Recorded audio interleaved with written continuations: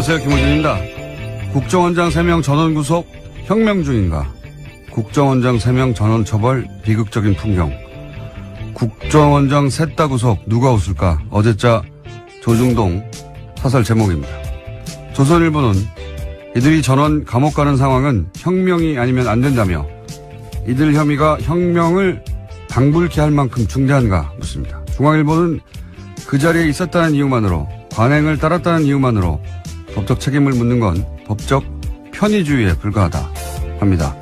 동아일보는 국정원장은 대북 활동에 최전선에 있었던 사람들인데 이들을 모두 잡는 건 북한 좋은 일이란 논리를 펴니다. 북한 좋아할 일이라는 논리는 중앙일보가 다시 한번 반복합니다. 김관진 전 국방장관은 북한이 가장 무서워하는 군인인데 꼭 감방 보내야 하냐며 따집니다. 조중동 어디 모여서 같이 편집해야 합니까?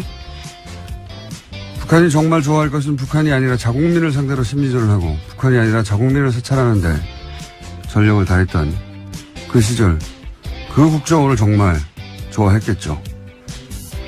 같은 날 같은 말을 동시에 해대는 건 자유인데 그래도 좀 말이 되는 걸로 해야죠. 너무 후지지 않습니까? 김어준 생각이었습니다.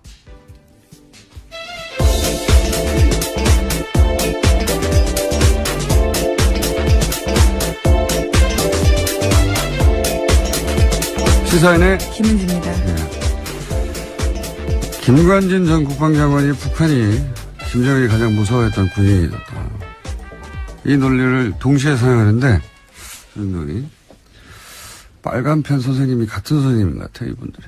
네, 그런 군한테 댓글 달라고 지시했던 사람들입니다. 네. 오히려 본래의 목적을 약하게 했던 이들인데요.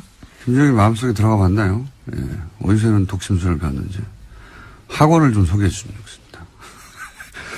가장 무서워하는지 알잖아요. 누가 무서워하는지. 자, 적폐 수사, 국정원 개혁. 그만하라는 기사가 계속 나와요. 손발이 아주 딱딱 맞고 같은 날. 그것도 좀 적당히 해야지. 옛날처럼 같은 날, 같은 논조로 같은 사설을 쏟아내면, 아, 여론이 그렇구나. 하고 수긍하는 게 아니라 요즘은, 뭐야, 이거, 짰어? 이러는 시대예요. 예. 회의를 다시 하시는 게 좋겠다. 조언을 드립니다. 모이는 건 좋은데.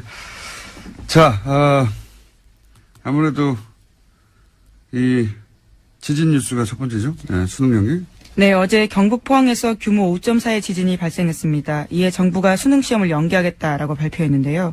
올해 수능은 일주일 미뤄진 다음 주 목요일인 11월 23일에 치러지게 됩니다. 1992년에 후기대학 입시 문제지가 유출돼서 시험 일정이 연기된 적은 있지만요. 천재지변으로 대입 시험이 미뤄진 것은 처음입니다. 교육부가 수능을 연기한 것은 포항 지역 수능 시험장에서 적지 않은 피해가 발생했기 때문인데요. 시험장이 모두 14곳이었는데 점검한 결과 10곳에서 건물 균열 등 문제가 있었다라고 합니다.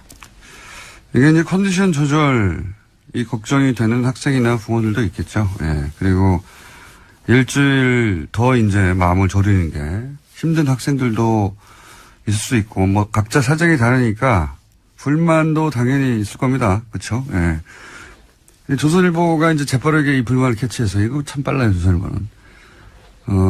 사회적 갈등을 최대화하는 방향으로, 예, 기사 논조를 잡았더라고요. 예. 포항을 생각하면 수능 연기가 맞지만, 예, 59만 수험생은 대혼란이다. 예. 잘못된 결정이라는 기조하에 조선일보가 오늘 아침에 기사를 냈던데. 그러면서 이제 일주일 후에는 자연재해가 다시 일어나지 않으려는 보장이 없다. 연기할 필요가 없다는 이제 모 교장의 말로 기사를 끝을내요. 예. 근데 제가 보기엔 말이죠. 이 결정은 안전의 문제이기도 하지만 실제 이제 시험장이 불안한 것도 있고요. 예, 집에 못 들어간 학생도 있거든요. 네, 그렇죠. 어제 정말 큰 지진이 일어났었거든요. 근데 이게 보다 근본적으로는 제가 보기엔 이건 철학의 문제예요. 조선일보 기사에는 이게 없으니까 자꾸 컨디션 얘기만 하고 있고, 그 다음에 일주일 후에 뭐 지진 나지 말란 법 있어? 이런 얘기만 하고 있는데, 여진이 있을 수도 있죠, 실제. 네, 실제로 예. 지난해 9월에 경주에서 바로 다음날 46번이나 여진이 있었다라고 합니다. 근데 이게 이제 안전의 문제에서만 바라볼 일이 아니고 보다 근본적으로는 이건 제가 보기엔 철학의 문제인 것이 포항에서 예를 들어서 오늘 집에 못 들어간 학생들이 있단 말이죠. 포항에서 시험장이 불안한 것도 있고 포항에서 여전히 있을 수도 있어요. 그러면 이 지역 학생들은 자기 잘못이 아닌데 명백히 불평등한 조건에서 시험을 치릅니다. 근데 그동안 우리 사회에서는 이렇게 소수가 예를 들어 불평등이나 불공평하거나 불만을 겪고 그럴 경우에 그런 불평등 불공평은 다수의 편의를 위해서 참아야 한다. 그런 걸로 문제를 해결해 왔거든요. 근데 이번 결정은 정반대예요. 소수가 다수를 위해서는 그러니까 포항 학생들은 좀 희생이 되더라도 다른 학생들, 더 많은 학생들의 컨디션을 위하여 그러니까 소수가 다수를 위해서 희생해도 좋다. 이 철학을 뒤집은 거거든요, 그동안. 그러니까 지금은 만약 할 수만 있다면 다수가 조금 불편해도 소수에게도 공정한 기회가 주어질 때까지 다수가 다 함께 참아줘야 된다. 이런 철학이 여기 반영된 겁니다. 사실 그게 굉장히 중요한 거라고 봐요. 이런 식의 결정이 있지 않았거든요. 그러니까 이게 없으니까 컨디션 조절 얘기만 하는 거예요. 예. 시대가 바뀐 겁니다, 사실은. 이런 결정은. 그래서 저는 대단히 중요한 결정이라고 보는데, 예. 그렇게 세상이 바뀌고 있구나. 예. 철학이 그렇게 시대 정신이 바뀌고 있다. 이걸 못 보니까 계속해서 이런 얘기만 하는 겁니다. 그냥 학생들이 뭐 문제지를 던졌다느니 뭐 컨디션이 뭐 대단하다고요. 일주일 있다 조절하면 되죠. 무슨 대단한 일이라고 자꾸 그걸 가지고 얘기하는데. 뭐 생명과 안전보다 중요한 건 없으니까요. 예, 안전만 얘기해서도 안 되고요. 예. 안전도 물론 중요한데 근본적으로 철학이 바뀐 거예요. 이런 결정이 없었거든요. 할 수 있으면 그 소수도 공정한 기회가 주어질 때까지 다수가 참아주는 게 맞는 거거든요. 그게 중요한 거다. 이 결정의 철학은 그런 거라고 저는 봅니다. 예.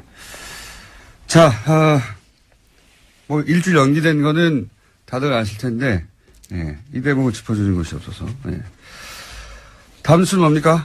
네, 어제 정호성 전 비서관이 유죄 판결을 받았습니다. 박근혜 전 대통령의 지시를 받아서 최순실 씨에게 청와대 문건을 넘겨준 혐의가 인정된 건데요.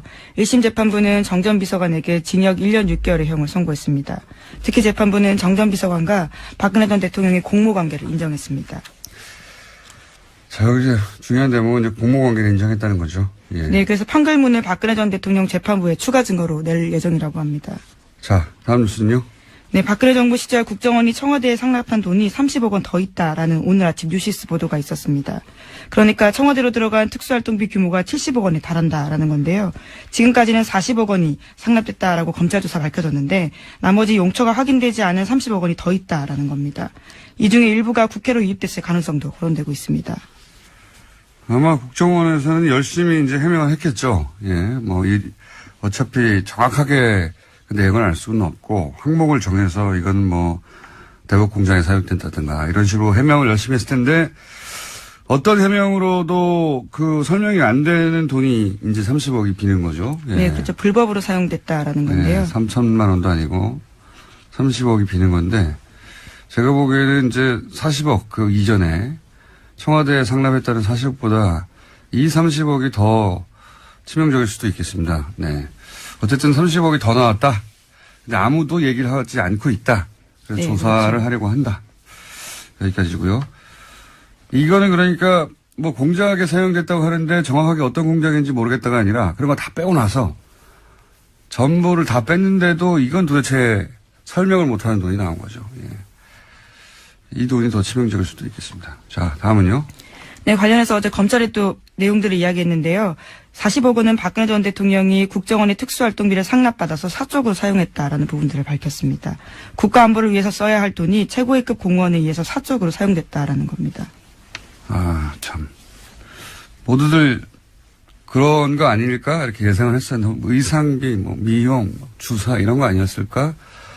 왜냐하면 그런 것들을 지속적으로 했는데도 불구하고 통장에서 돈이 빠져나가는 흔적이 없었다고 박근혜 전 대통령 했었으니까 그런 의심을 했었는데 검찰이 구체적으로 특정하지는 않지만 사적으로 사용됐다 가진 얘기를 한 거네요. 만약에 이 돈이 40억이 와서 온 거는 불법이라 하더라도 그 용초가 공적인 용도였다고 하면 정상창잡이 됐을 텐데 이게 뭐 올림머리 하는데 써졌다면 단돈 몇십만 원이라도요. 밝혀지겠죠. 예, 다음은요. 이명박 전 대통령이 어제 귀국했습니다. 출국 때와는 달리 말을 아꼈는데요. 이런 가운데 바레인에 동행했던 이동관 전 홍보수석이 문재인 정부의 적폐청산을 강하게 비판했습니다. 이런 이야기인데요. 수사도 법과 제도를 허용한 절차 내에서 하는 거다라는 거고요. 완장 차면 아무 데서나 와서 무슨 짓이나 해도 되냐라는 다소 거친 이야기들을 했습니다. 많이 불안하신가 봐요. 예. 완장 차면 아무 데나 가서 아무 짓을 한 것은 그 정권이었죠. 그게 지금 밝혀지고 있는 거고요. 예. 법과 제도가 허용하는 절차 내에서 하고 있어요. 걱정 안 하셔도 되고. 그리고 이제 지지율에 취해서 오버한다고, 예. 남 걱정할 때가 아닙니다, 지금. 이런 얘기 하다가 근데, 이동관 전 수석이, 이동관 전 수석을 놓고 차가 가버렸어요.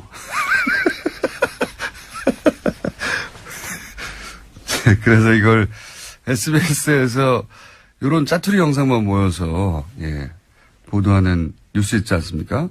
스브스 뉴스라고. 예, 저는 사실 8시 뉴스보다 이게 더 재밌던데, 거기에 잡힌 게 있습니다. 네. 그 클립 일부를 저희가 들려드리겠습니다. 여보세요? 아니, 그냥 가버리면 어떡해. 나를 태워 가야지. 어제 같이 귀국을 했었는데 이제 기자들과 함께 이야기를 하다 보니까 차를 놓쳐. 그 기자들이 이제 이동관 수석이 이런 말 하고 있으니까 계속 카메라 들이대고 마이크 들이댔잖아요. 예, 물어보고 싶은 게 많으니까요. 막 쫓아가서 그런 사이에 차가 가버린 거예요. 버릴만 냅두고. 그래서 이동관 수석이 전화하는 장면입니다. 아니 날 두고 가면 어떡해 이렇게. 전체를 보면 더 재밌는데요. 예, 굉장히 재밌는 장면이었습니다. 자, 본인들을 걱정할 때다. 네. 5년 후 보자, 뭐 이런 얘기도 있던데, 예, 5년 후 말고 5주 후 본인들을 걱정할 때다. 다음 순요? 네, 현재 국정원은 이건희 삼성전자 회장의 차명 계좌와 관련한 후속 조치를 진행 중입니다. 그런데 국세청이 2007년 이후에 발생한 관련 부당소득에 대해서만 과세 조치가 가능하다라는 판단을 내렸다는 주장이 나왔는데요. 더불어민주당의 박용진 의원의 이야기입니다. 그래서 국세청이 관련해서 기획재정부에 유권 해석을 요청했다라는 겁니다. 이건 말이죠. 이게 삼성과 관련된 일이기만 하면 우리 정부 부처들이 굉장히 손만방인데요. 이게 2008년에 불법적인 차명 계좌가 드러났잖아요. 네, 그렇죠. 그러면 2018년이면 아직 있어요. 그때 밝혀진 차명 계좌 전체에 대해서 과세를 해야 되는데 국세청 얘기는 뭐냐면 이제 이 제척기간, 소위 이제 부정행위가 입증된 제척기간 해가지고 2007년 혹은 2008년의 계좌에 들어있던 금액만 하겠다는 거예요. 근데 그때 이미 돈이 다 빠져나갔거든요. 그러면 뭐 과세할 게 없는 거예요. 이게 말이 안 되는 건데, 만약에 저나 박원지 기자가 네, 김은지입니다. 그리고 박용진 의원이고요. 네, 두 분을 합쳐놓으신 네. 건가요? 그러네요. 김은지 기자가 10년 전에 불법 행위가 들켰다. 네, 안 했습니다. 그러면 그 행위 들켰을 때 들킨 돈 전체에 대해서 과세를 해야죠.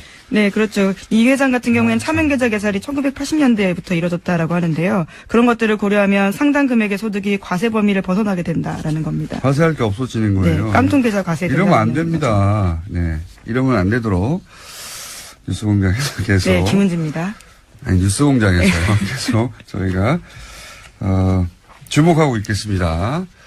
자, 하나 정도 더 하면 끝내야 될 것 같습니다. 오늘 리얼미터가 있어가지고요. 네, 시진핑 중국 주석의 특사가 내일 북한을 방문합니다. 중국 고위급 방북은 1년 9개월 만인데요. 이번은 방북을 통해서 북중 관계가 개선될지 관심이 쏠리고 있습니다.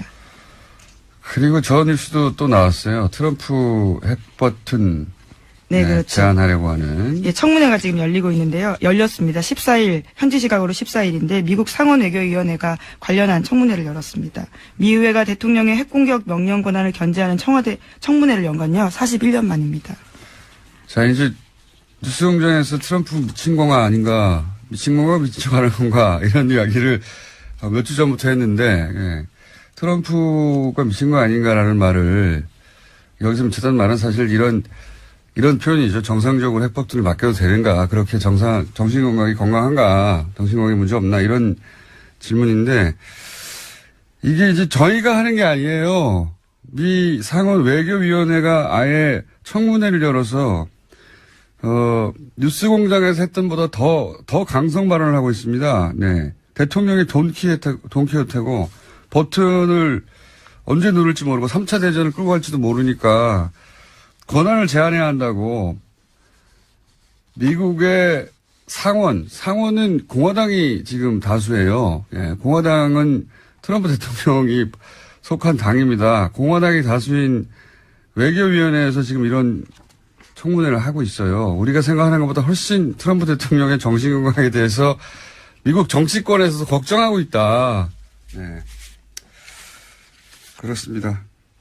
그래서 이 청문회 결과가 어떻게 될지 모르겠는데 상원도 그렇고 하원도 그렇고 똑같은 얘기가 나오고 있어요. 자, 오늘 여기까지 하겠습니다. 네, 시사인의 김은지였습니다. 감사합니다. 네, 바로 이어서 리얼미터. 안녕하십니까. 안녕하십니까. 오늘 바빠요. 네, 빨리 하겠습니다. 네. 자, 수치를 쭉 읊어주세요. 네.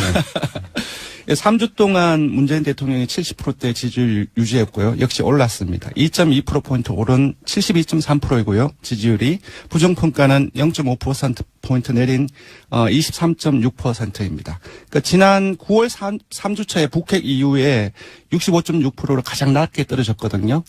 예, 그래서 한 7% 정도 그 이후에 회복이 되었습니다. 그래서 지금 이제 원인으로 보자고 한다면은 유엔 연설이 조금 이전에 있었지 않습니까? 그 이후에 계속 한중 관계 회복이라든지 그런 부분들이 가장 큰 요인이 아닌가 싶고요. 그리고 이제 사회경제적 배경으로는 적폐청산, 그러니까 국정원 특활비 상납 의혹 이것이 워낙 컸고요.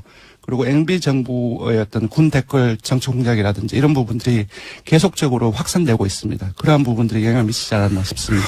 그래서 뭐 70% 초반대로 올랐다는 거잖아요. 그렇습니다. 네. 72.3%입니다. 72.3%요? 네. 69.5%나 70.3%나. 뭐.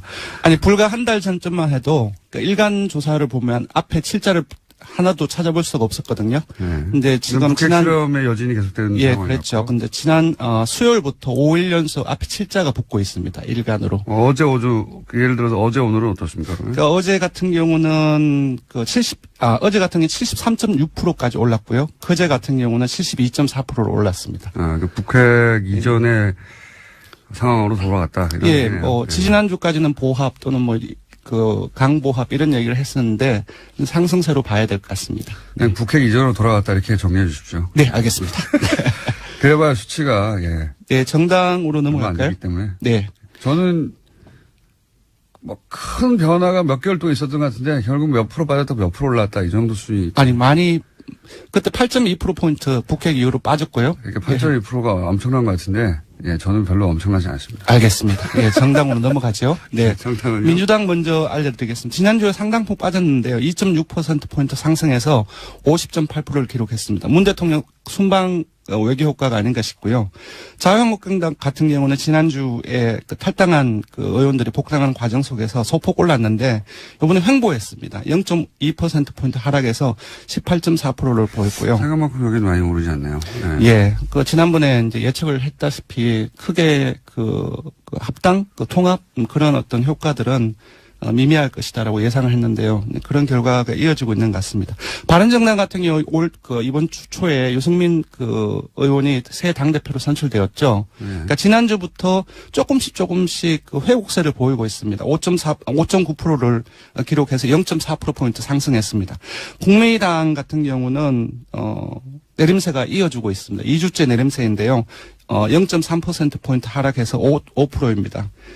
지금 문정부에 대한 태도라든지, 그리고 당의 진로, 정체성, 이런 걸 둘러싸고, 내용이, 파열음이 이어지고 있는데요.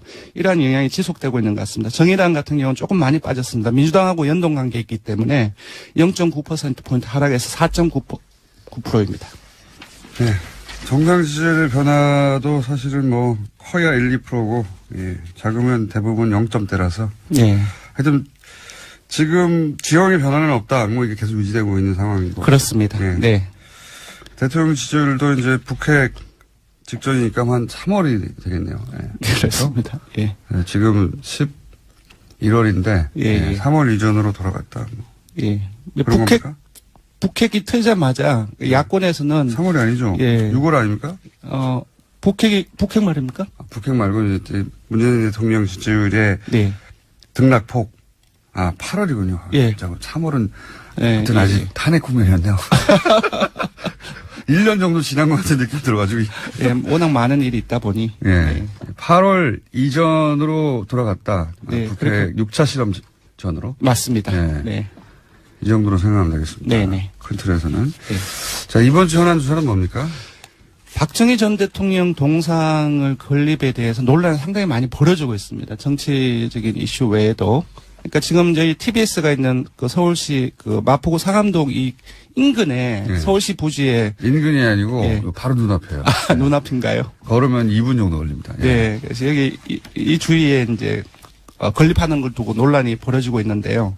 참고로 이제 도서관입니다, 여기는. 예. 네. 도서관인데. 기념 도서관 이제 부지에 예.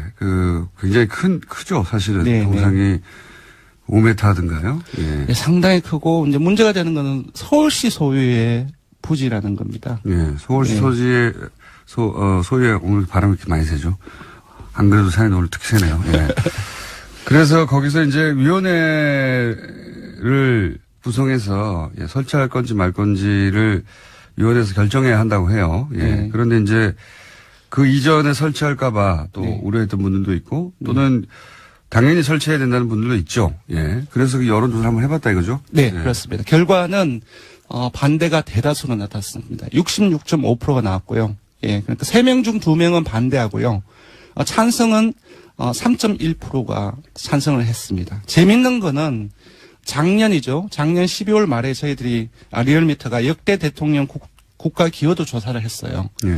그때 노무현 전 대통령에 이어서 박정희 전 대통령이 30.8%가 나왔습니다. 요번 찬성이 30.1%고요. 딱 그 정도군요. 거의 비슷합니다. 네. 그러니까 박근혜 전 대통령에 대한 지지가 여전히 30%대 초반대 그렇습니다. 네, 유지된다는 것이고. 근데 이거 생각해보면 저는 그렇게 생각이 듭니다. 박근혜 전 대통령이 이제 붕괴시킨 게 본인 정권뿐만이 아니라 네. 우리 사회에서 한 5, 60년 이어졌던 박정희 패러다임을 근본적으로 사실은 붕괴시키는 역할을 했다. 동상 건립 정도는 일반 국민 여론사 뭐 그럴 수도 있다고 생각할 만한 사안인데 혹은 팽팽하거나 이렇게 확 기울은 건 사실은 박근혜 전 대통령 공장장 그 말씀에 그 동의를 하는 게 지금 TK 같은 경우도 그 반대가 많습니다. TK 54%. 그러니까 의외네요. 예, 국정농단 이후에 그 아버지 박정희 전 대통령에 대한 인식들 자체, 태도 자체도 근본적으로 좀 흔들리고 있는 과정이 아닌가라는 생각이 듭니다. 왜냐하면 이게 추리를 거슬러 올라가면 박정희 전 대통령 시절의 최태민으로부터 이어진 그것이 결국 여기까지 왔기 때문에 사실은 이미 사망한 분의 그리고 이 신화는 사실은 무너뜨리기 굉장히 힘든 건데 그렇습니다. 의식체계에 들어가 있는 거라 그게 그렇게 됐네요. 그래서 TK에서도 오히려 반대가 높다. 예, TK 의외네요. 60대 어르신들 보수층을 제외하고는 거의 대부분이 반대가 높습니다. 알겠습니다. 조사 개요는요? 예, 이번 주중조사는 TBS 의뢰로 이번 주 월요일부터 수요일까지 전국 19세 이상 성인 1,512명을 대상으로 했습니다. 유무선 전화면접과 자동응답 혼용 방식으로 실시했고 표본오차는 95% 신뢰 수준 플러스 마이너스 2.5%포인트였습니다. 응답률은 6.1%고요. 현안 조사는 TBS 뉴스공장 의뢰로 어제 하루 동안 실시했습니다. 성인 511명을 대상으로 실시했고 표본오차는 플러스 마이너스 4.4%포인트였습니다. 알겠습니다. 지금까지 리얼미터 권순정 조사 분석 실장이었습니다. 고맙습니다.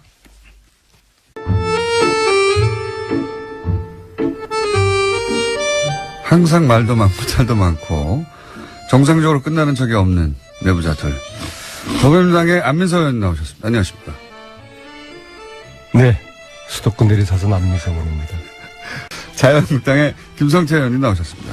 예, 이제는 저희가 야당입니다. 그런 지 오래됐습니다. 이미. 예, 서울 김성태 의원. 야당은 워낙 팍팍 터트리는 것인데. 예. 안민석 의원님. 네. 나 김어준 공장장한테 이거는 정말 노파심에서 방송 서두에 한 말씀 드리겠습니다. 결론은 박근혜 정권도 최순실이라는 이런 한마디로 이런 사람이 국가 권력을 가지고 사익을 편취했기 때문에 결국은 대통령까지 깜빵에 가 있는 겁니다. 지금 현재 문재인 정권 이제 시작하고 있습니다만은 이미 단체장 또 지방 기초자치단체장 그러니까 시장이나 뭐 이런 뭐 도지사 서울시장 이런 사람들은 엄청난 지금 병폐가 나오고 있어요. 지난 국정감사에서 박원순 시장의 가장 오른팔이라고 할 수 있는 최측근인 벤창엄 SH공사 사장이 블랙리스트 문건을 가지고 공사 인사 및 조직관리 운영에 충분하게 거기에 참고가 됐다는 부분. 제가 그 문건을 이번 국정감사에서 공개해서 결국 그 사장이 이제 옷을 벗게 됐어요. 오늘은 박원순 때리기입니까? 예. 저는 왜 이야기하는 거면은 박원순 시장 희하에도 블랙리스트는 나오고 또 성남시장 이재명 시장이 성남시에 그러니까 저소득 취약계층, 사회적 이런 취약 약자 그룹들의 부채 탕감, 이 부채 탕감을 위한 채권 매입을 목적으로 만든 공익시민단체가 있습니다. 희망살림이라는 이 단체가 있는데 어떻게 이 단체가 대한민국 최대 포털 사이트인 네이버로부터 무려 네이버 본사가 성남에 있고요. 그렇죠. 그건 아시죠? 2년에 걸쳐서 네이버로부터 40억을 이 희망살림이라는 바로 이 시민 공익단체가 네이버로부터 돈을 받아요. 이거 지난주에 말씀하셨던 이야기 게 아니에요? 들어봤어요. 이제 안민석 의원께서도. 네 차례나 걸쳐서 40억을 받아가지고 결론은 39억을 성남FC에다가 이 희망살림이라는 이 희망살림은 성남시의 취약계층들의 그런 부채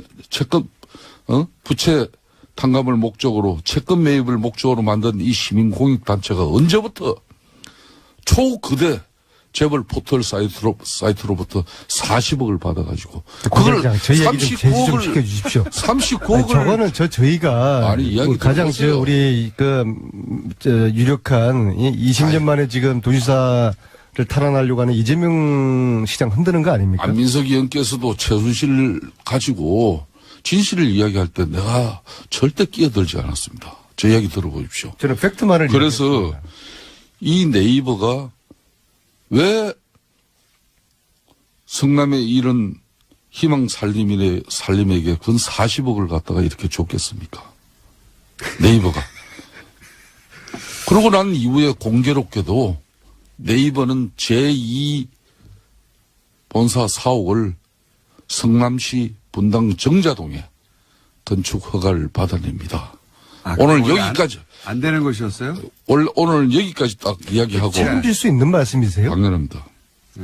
그러니까 저는 안 되는 곳이었는데 그걸로 간 겁니다. 아니 뭐 안 되고 대구를 떠나가지고 되는 곳에 가는 거는 문제 없잖아요. 아니 뭐 네이버가 아니 이렇게 본연의 희망살림이라는 저소득 취약계층의 부채 탕감을 목적으로 채권 매입을 이렇게 하기 위해서 만든 그런 공익시민단체의 목적 설립 요건이 있다면은 그걸 위해서 아마 줬을 거예요. 네이버는 40억을. 그렇다면 그 네이버로부터 40억을 받았다면은 이 희망살림이라는 시민단체는 진짜 성남시의 취약계층을 위해서 부채 탕감을 위해서 이 돈이 써야져야 되는데 문제는 성남시, 성남FC 축구단에 이 39억을 고스란히 그대로 전달합니다. 언제부터 이런 공익시민사회단체가 성남의 FC 축구단에 거대 대기업 포털 사이트로부터 돈을 받는 창구로 이용되어졌는지 한번 대답 한번 이재명 시장 해보세요. 여기 한번 모시기로 했잖아요. 이재명 시장 쪽에서는 여러 번 해명했다. 여러 번 해명했고, 저희가 안 그래도 인터뷰 요청했는데 여러 번 해명했고 기사를 찾아보시라고. 좋습니다. 오늘 여기서 제가 한 가지만 더 밝힙니다. 바로 그 희망살림이라는 만든 이 시민사회단체의 상임이사가 지금 공교롭게 민주당의 현역 모 의원입니다. 여기까지 먼저 하겠습니다. 아니, 더 하셔도 됩니다. 더 하셔도 되는데. 그리고 어쨌든 FC. 박원순 시장께서도 변창흠 자신의 예. 최측근이 지난 3년 동안 SH공사를 통해서 엄청난 서울시 주요 사업들의 개발 현장에서 이 SH공사가 어떤 일을 했는지 많은 저희들은 제보를 받고 있습니다. 박원순 시장이 SH공사 사장 퇴임으로 이 블랙리스트 묶은 이 상황을 끝장내서는 안 됩니다. 반드시 본인도 그에 상응한 김 대표님은 네. 우리 보수 정치 세력도 부패했고 그래서 국정농단 일어났지만은 진보 세력인 당신들도 똑같다. 예, 별 차이가 없다. 그걸 말씀하시는 거예요. 저는 그렇습니다. 저는 그래서 문재인 적어도 대통령 박원순, 이재명 두 분에 있어가지고는 김성태 의원님 지금 주장하는 것을 저는 그렇게 믿지 않아요. 이게 이제 안민석 안민석 의원님 벤치마킹 하는 거예요. 안민석 의원님 만일 박원순 의원님이 시장 희하에 몇 년간 해가지고 성공하셨지 않습니까? 그거 하시는 박원순- 거예요. 제 안민석 따라하기. 예, 예, 아니 뭐 맞습니다. 저는 다른 게 아니라 진실 이야기하는 거예요. 박원순 시장 최측근 SH공사 사장이 SH공사 1,500명 직원을 대상으로 그것도 최고위급 간부 1급 2급 간부들을 대상으로 박원순 시장하고의 관계 동그라미 세모 엑스표 그리고 진보 성향에 따라서 또 그런 구분 만일 그런 블랙리스트가 실제적으로 존재했다 그러면은 이거야말로 최순실 국정농단보다도 자, 가름할 수 있는 그런 예. 측면이 김성태 의원님, 예. 다스는 누구 거예요? 다스는 지금 현재 네. 윤석열 서울중앙지검장에게 한번 물어보세요.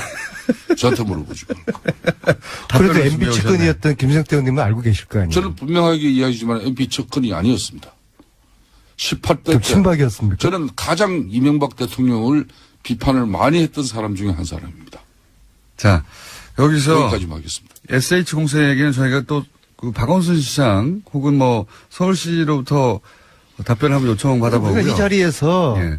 서로에 대한 상대 당에 대한 어떤 정책과 비전을 신랄하게 공격하고 비판하고 선의 경쟁하는 자리가 돼야 되는데 저 아침부터 새벽밥 먹고 나오셔가지고 그 사람들 저렇게 막 네거티브 하시고 참 애처롭습니다. 아무리 지금 야당이 먹고 살 게 없다 할지라도 안민석 의원님, 좀 달리 포지션을 안민석 잡으시면 안 그 됩니까? 최순실 국정농단을 네. 들고 사회정의와 공정한 세상 불평등을 없애야 된다고 그렇게 아니, 최순실하고 먹잇감을 이재명하고 올릴 때는 그걸 언제입니까? 정치할 문제입니까? 야당일 때는 그렇게 서민약자 정의를 부르짖던 민주당의 중심 안민석 의원이 아니 이번에 홍종학 지금 현재 장관 청문회 끝나고 청문 보고서 채택 안 됐죠.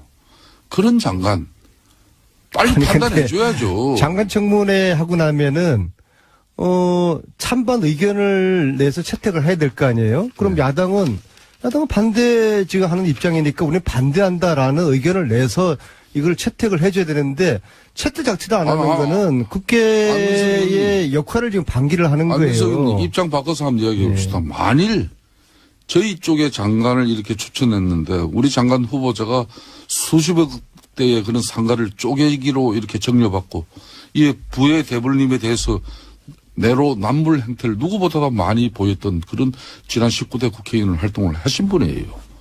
그런 분들이 핵심 경제를 이끌어야 될 그런 부처의 장관 후보로서 아무 능력이나 요건도 갖추지 못했는데 말 한마디 하지 못하고 아니 그래서 야당은 부적격 의견이지 않습니까? 그죠? 그렇죠. 그러면 부적격 의견이라고 제가- 명시를 하셔서 채택을 해 주세요. 아이, 그렇게 했죠. 그리고 김성태 그러니까 의원님 제가 하는 이야기는 안민석 의원님 문제는 민주당 내에서 한 사람이라도 이런 사람들에 대해서 문재인 대통령이 안 됩니다. 노라고 할 수 있는 사람이 있어야 문재인 대통령이 이 국민적 바람이나 이 국민적 신뢰, 이 지지를 기반을 가지고 끊임없이 우리 사회의 잘못된 부분을 바로 잡으면서 또 건강한 대한민국을 위해 갈 수 있는 거예요. 아니 그러니까 눈 감지 마세요. 여야의 입장이 틀리잖아요. 저희들은 이 정도면은 장관으로서 무난하다고 보는 것이고 야당은 반대하니까 서로의 찬반 의견을 넣어서 청문회 보고서를 채택하면 되는 것이고요. 그런데 최순실 재산 몰수 이거는 안 합니까?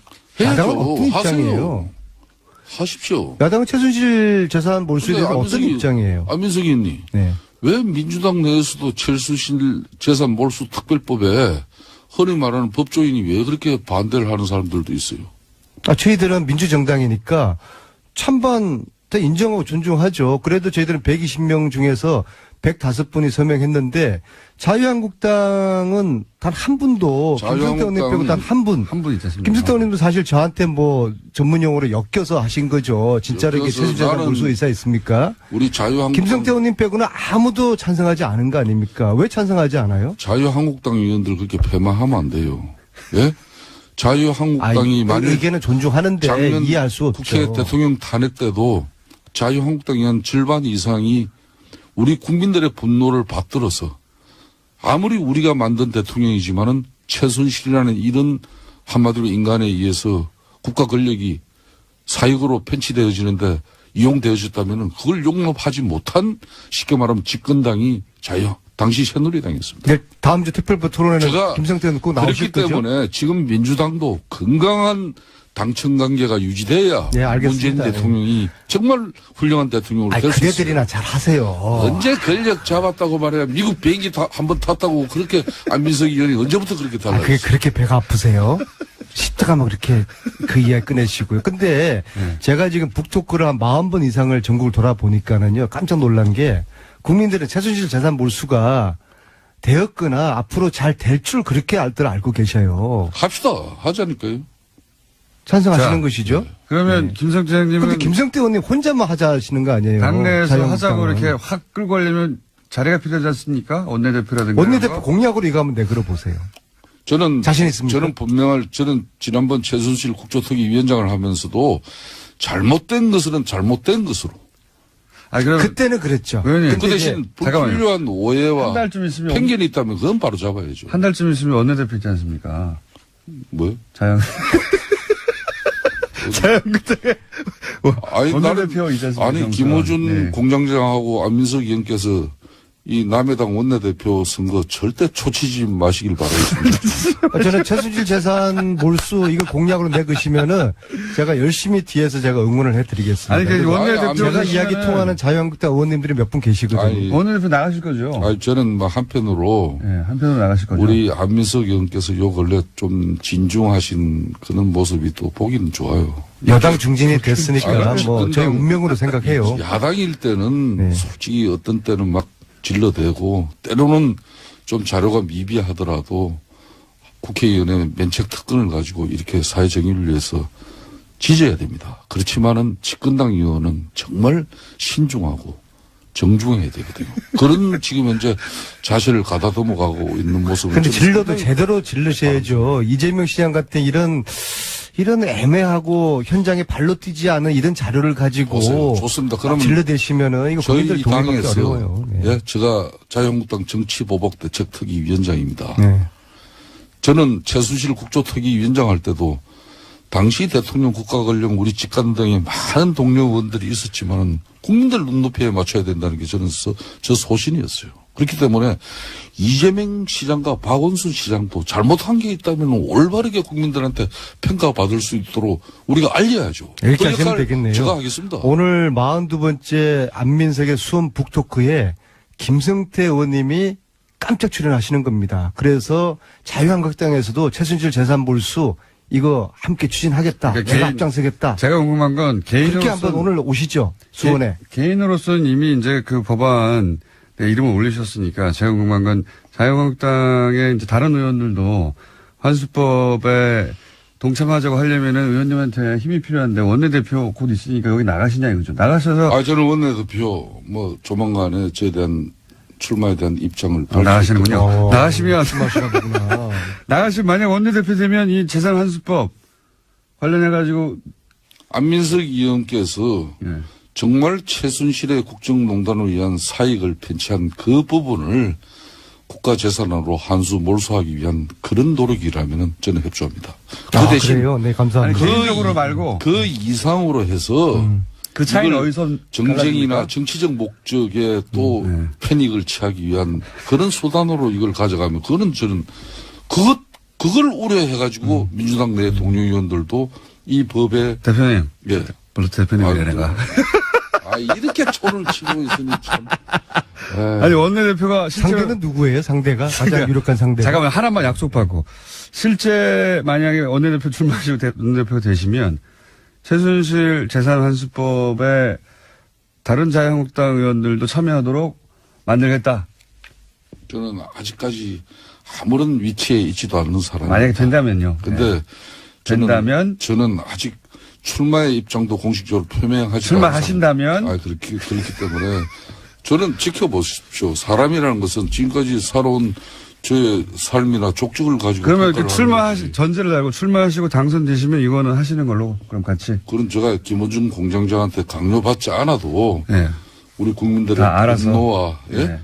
왜 국가 권력이 어느 개개인의 이익을 위해서 존재해야 됩니까? 그거는 용납할 수 없는 거 아닙니까? 그러면 원내대표 되시면 그걸 같이 하시는 것으로 힘차게 약속을 꼭 같이 고개를 그러면은 뭐 고개를 끄덕끄덕 하셨어요. 네, 그럼요. 고개를 그럼요. 끄덕끄덕. 네, 좀 촬영이 되는 거니까. 촬영이 돼 그리고 있습니다. 오늘 저녁에 수원 북토크 쇼. 북토크 그만 얘기하시고.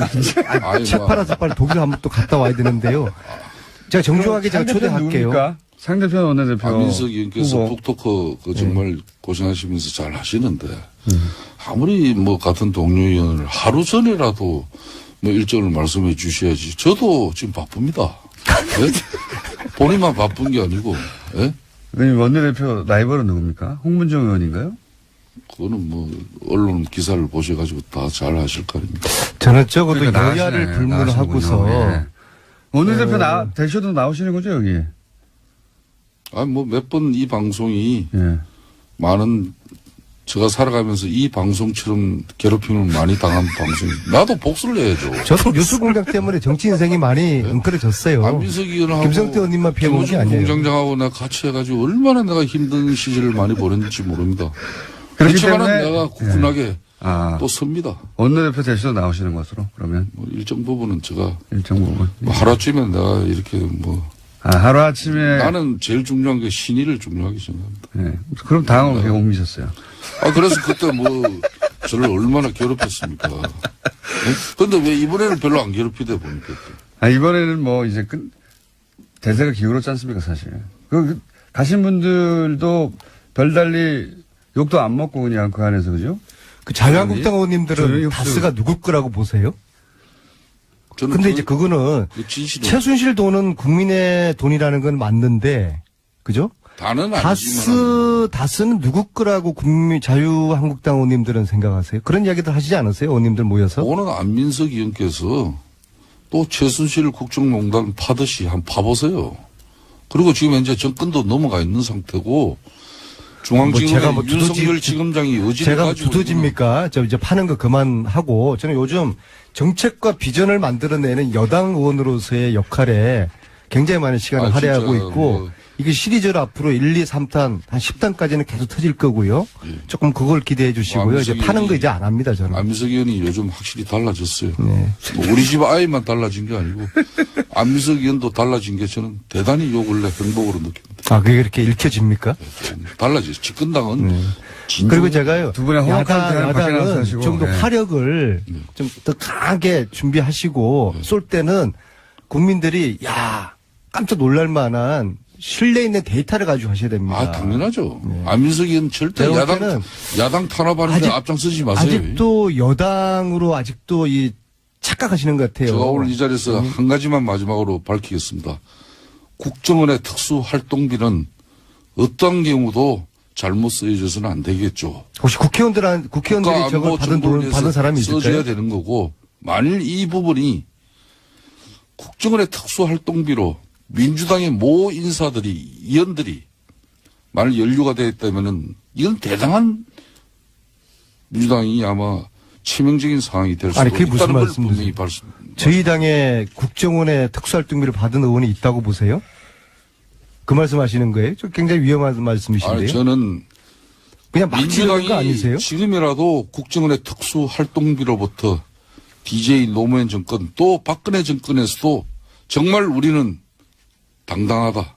이렇게 소신 있게 이야기할 수 있어야 된다는 거예요. 이런 건 여야가 따로 없는 것이죠. 만일 거기에서 누구라도 국정원 원장에게 출판 기념회에서 책값 받았다면은 그건 어떻게 되겠습니까? 그리고 국정원으로부터 뭐 공식 일정 간다고 해서 저게? 뭐 그러니까 장도금 MB처럼 지금 받았다면 이렇게 어떻게 되겠습니까? 협박하시는 거예요. 우리도 뭐 하나 지고 있다. MB가 지금 하는 수법 아니겠습니까? 끝나갈 때가 돼서 네? 잠깐 사실관계를 정리하면 SH공사 사장은 사임한 게 아니라 임기가 종료된 겁니다. 네. 자, 임기 종료지만은 연임을 눈앞에 두고 있었어. 여기까지만 하겠습니다. 안민석, 김성태 의원이었습니다. 네, 감사합니다.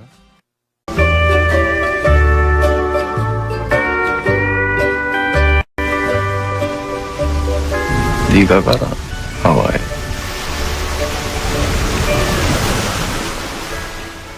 자, 이 코너명 계속해서 문자로 오고 있습니다. 그 중에서 지난주에는 박지원의 꿀렁꿀렁 임시로 1위 하고 있었는데 꿀렁꿀렁이 좋은 것 같아. 더 좋은 게 나왔습니다. 그래요? 예. 지난주에 나온 코너명 중에 적과의 빡침. 적과의 동침. 동침이 아니라 적과의 빡침. 국민의당 박지원 전 대표 나오셨습니다. 안녕하십니까. 안녕하세요. 박지원입니다. 예.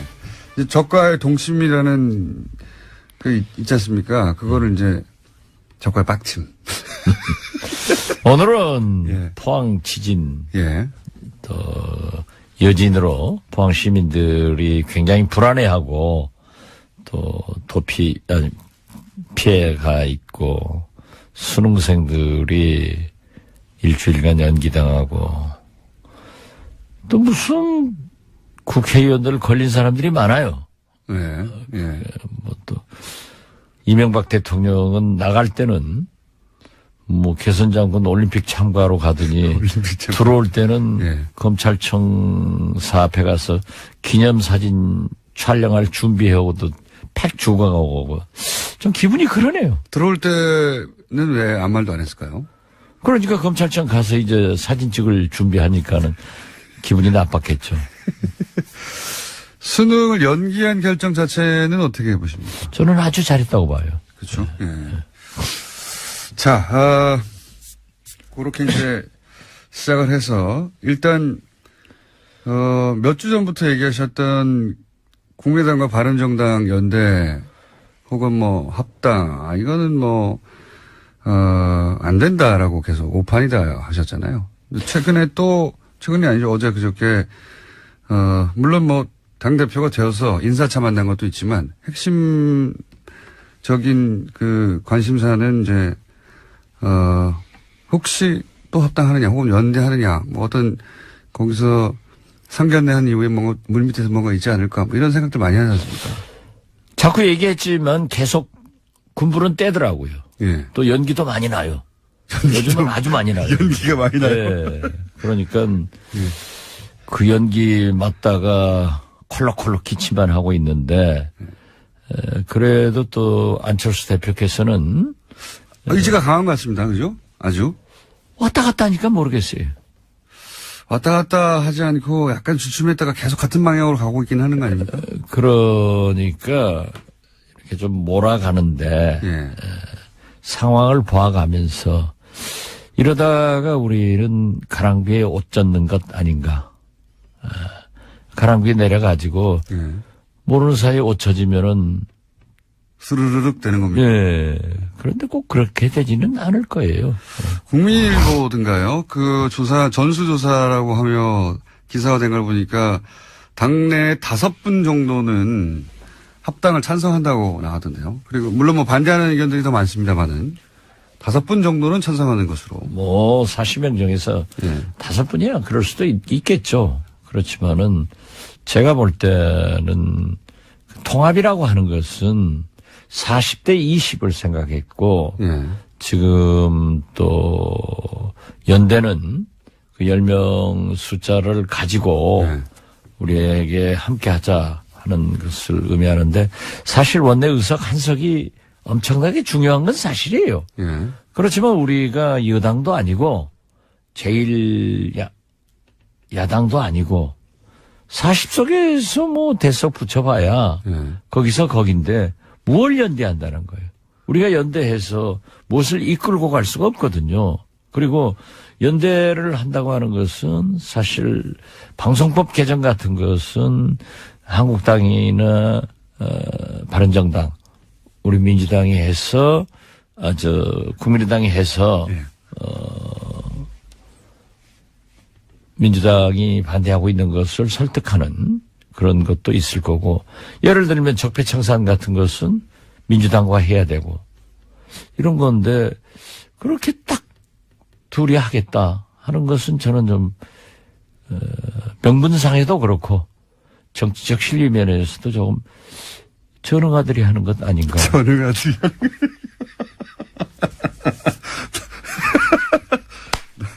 거. 너무 센 발언을 하셨는데. 그렇잖아요. 전응아들이 하는 거. 정치는 명분과 실리가 있어야 되는데, 예. 뭐가 있어요? 명분이 있어요? 실리가 있어요? 둘 다 없다고 보시는 거죠. 네, 그렇죠. 그러면 왜 그렇게까지 밀어붙이는 걸까요? 지금 어쨌든 반대의 목소리가 나오니까 약간 주춤했다가 계속 한 방향으로 가는 것만은 분명히 보입니다. 안철수 대표 입장에서는. 저도 그렇게 보고 있어요. 예. 그러기 때문에. 왜 그렇게까지 하는 걸까요? 저하고는 요즘 일체 예. 며칠간 대화가 없고, 아, 그래요? 심지어 그 밑에 측근들도 전혀 연락이 없던데. 대표님은 다른 정당에 있는 분들하고도 다 통화하시잖아요. 근데 같은 당의 대표하고 지금 약간 멀어지셨어요. 그래도 우리 당 대표하고 통화를 제일 많이 했는데 요즘 안 해요. 그래요? 예. 전화가 안 옵니까? 예. 저도 할 일이 없고. 아, 그래서 서로, 아무튼 서로 저는 그래요. 소원해주셨군요. 지금 바른정당이 예. 11석이 남았는데 어제 보도도 보면은 대석은 서로 더 갈 수도 한국당으로 있다. 간다. 예.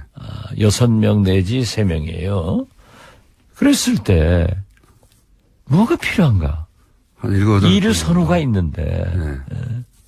그럴 바에는 차라리 이 적폐청산 같은 것에 좀 강하게 드라이브를 하고 사실 유승민 대표가 MB는 특별히 아직 나타난 게 없다 하는 두둔하는 발언을 보고 깜짝 놀랐어요.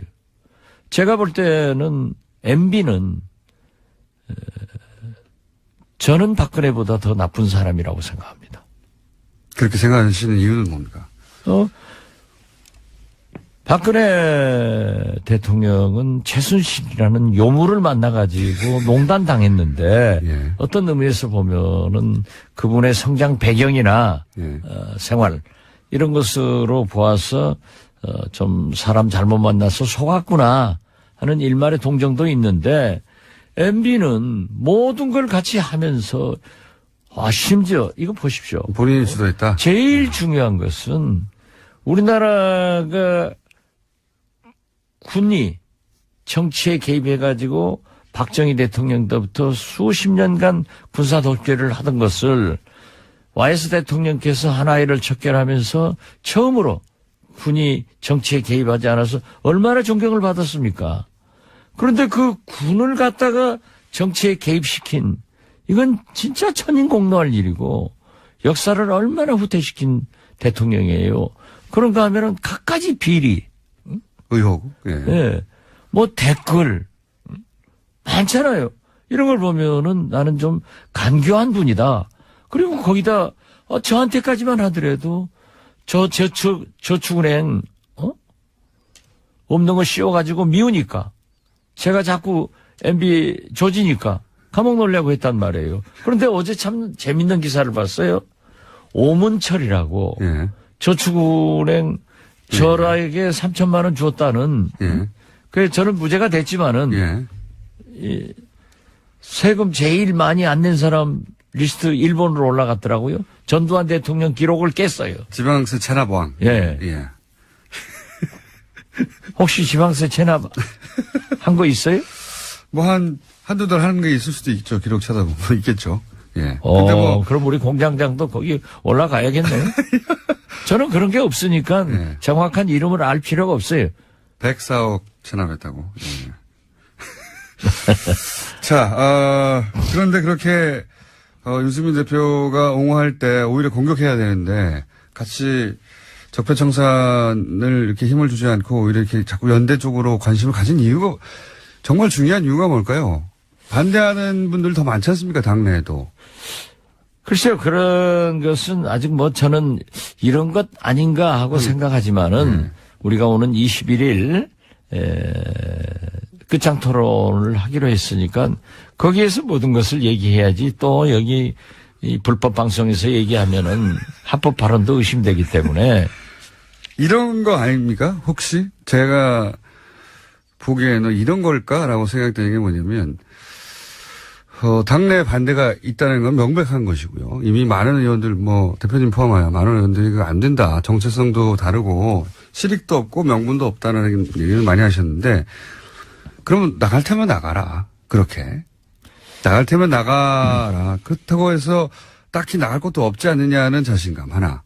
혹은 실제 나간다 하더라도 그 나간 부분은 바른정당에 이제 잔류하시는 분들이 들어와서 메꾸고 그래서 당을 조금 보수한 다음에 자유한국당에서 아마도 틀림없이 온전히 계속 다음 대선까지 가지 못할 것이다. 그럼 거기서도 또 사람이 좀 나와서 우리가 양극단의 세력이 아니라 중도다 하는 틀을 만들기 위해서 이제 밑작업을 시작한 것이다. 이렇게 큰 그림에서 보면 그런 거 아닐까요? 제가 볼 때는 부분적으로 맞는 부분도 있는데 공장장 실력이 그 정도 가지고는 분석이 안 되고 제 분석은 명확해요. 어떻게 되는 겁니까? 나갈 테면 나가봐라. 그거 있고요. 너희들이 어디로 가겠느냐. 그런데 그걸 믿었다가 그렇게 얘기했다는 큰 코 다칩니다. 그래요? 그렇다는 얘기는 나갈 수도 있다는 거네요? 그렇게 그 지능이 좀 공장장 정도 되면은 자꾸 그렇게 물는데 또 재지능 정도 되면은 항상 여백을 남겨두는 거예요. 한번 생각해 보라고. 정치자들이 그걸 생각해야 계속 듣는 거예요. 네, 알겠습니다. 나가실 수도 있고. 이 정책 연합에 대해서는 나는 그 반대는 하지 않습니다. 그렇지만은 무엇이 우선순위냐 이거예요. 이 시대에. 이 시대의 우선순위는 적폐청산과 개혁에 있어요. 그런다고 하면은 이명박 박근혜 적폐청산이나 국정원 이런 문제에 대해서는 민주당과 연합이 돼야 되고 방송법 개정은 민주당이 약속하고 냈던 것을 안 하기 때문에 한국당과도 연합할 수 있다. 케이스 바이 케이스로 연합할 수 있는데. 그렇죠. 그렇기 때문에 이것은 그렇게 강조할 필요성이 없는 거다. 당연히 해야 하는 일이다. 정책연대는. 그런데 제가 세 번째로 유승민 대표가 과거에 햇볕 정책, 그 탈호남 이런 얘기를 하다가 많이 변했더라고요. 그 변한 것은 좋은 의미로 변하면 좋은 거예요. 그럼 유연해졌다? 유연해진 건 사실이에요. 그런데 그게 감춰진 발톱이 보일 수도 있다. 그렇기 때문에 우리도 그렇게 믿어서는 안 되는데 아무튼 유연해진 것은 좋다고 저는 받아들이고요. 그런데 중도 보수를 얘기를 했어요. 중도 보수. 그러면서 1차적으로 국민의당, 다음 한국당과 한다. 하는 것을 1차적으로 바른정당, 그다음에 다음 한국당. 아니요. 유승민 대표도 1차적으로는 국민의당, 유승민 대표도 2차적으로는 한국당, 그래서 보수 대연합을 한다. 여기에 이명박 대통령도 외국으로 나가면서 통합하라라고. 통합하라. 이런 걸 보면은 일련의 보수 대연합의 한 방법으로 우리 국민의당이 끌려 들어가지 않느냐. 그런 우려가 있죠.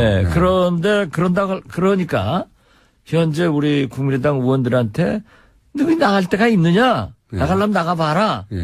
이러지만은 우리는 우리의 정체성을 이렇게 짓밟고 간다고 하면은 나갈 데가 있어요.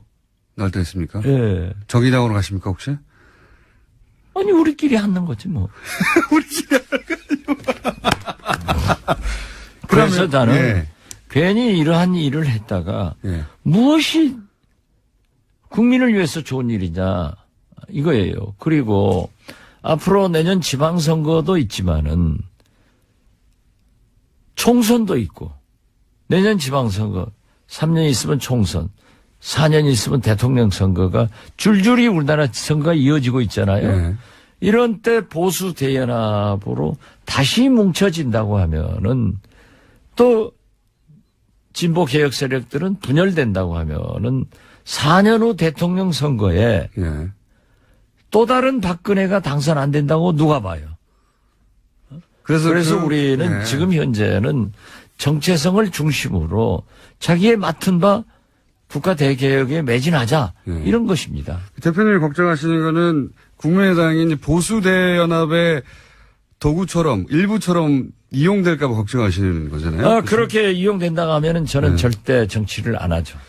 그런데 함께 안 합니다. 그런데 이제 그래서 유승민 대표도 국민의당하고 나중에 자유한국당과도 어떤 중도 보수 연합을 생각하시는 거고 유승민 대표 입장에서는 안철수 대표 입장에서는 자 뭐 호남에서 일부 반대하는 의원들이 있는데 나갈 테면 나가고 그렇게 그 강한 진보의 색깔은 좀 떨쳐내고 중도 보수를 본인을 중심으로 생각해서 국민의당의 일부와 바른당 일부와 그리고 자유한국당에서 일부 떨어져 나온 분들 해가지고 이렇게 또 본인이 중심이 된 당을 생각하고 그 중간에 이제 만나는 점이 유승민 대표하고 있어서 유승민 대표와 본인이 경쟁해서 그 당에서 이기고 그 다음에는 대선 후보가 되고 이런 구상 아닐까요?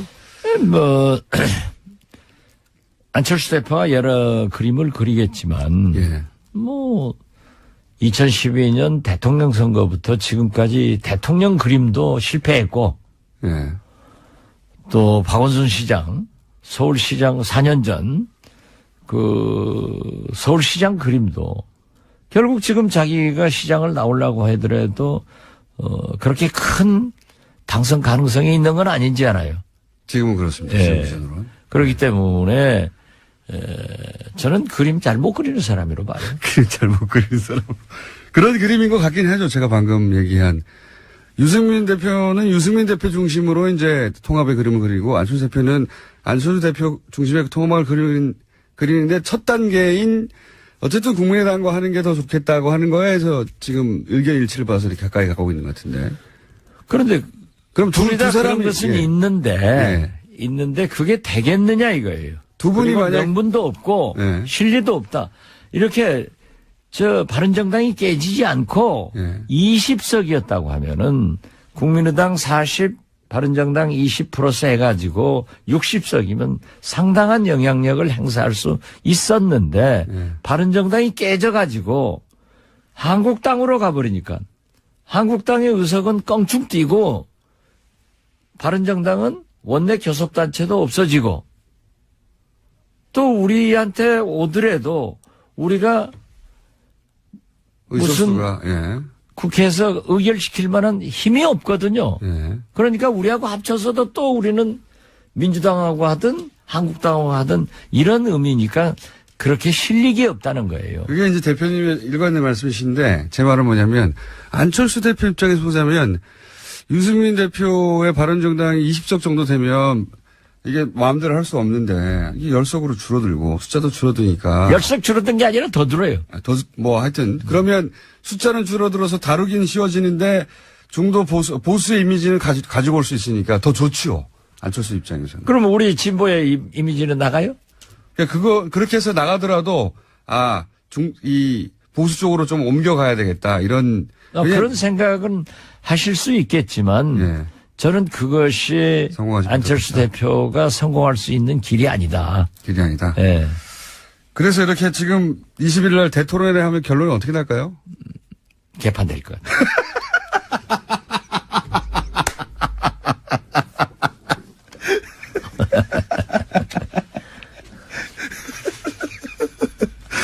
아니 그게 지금 현재 예.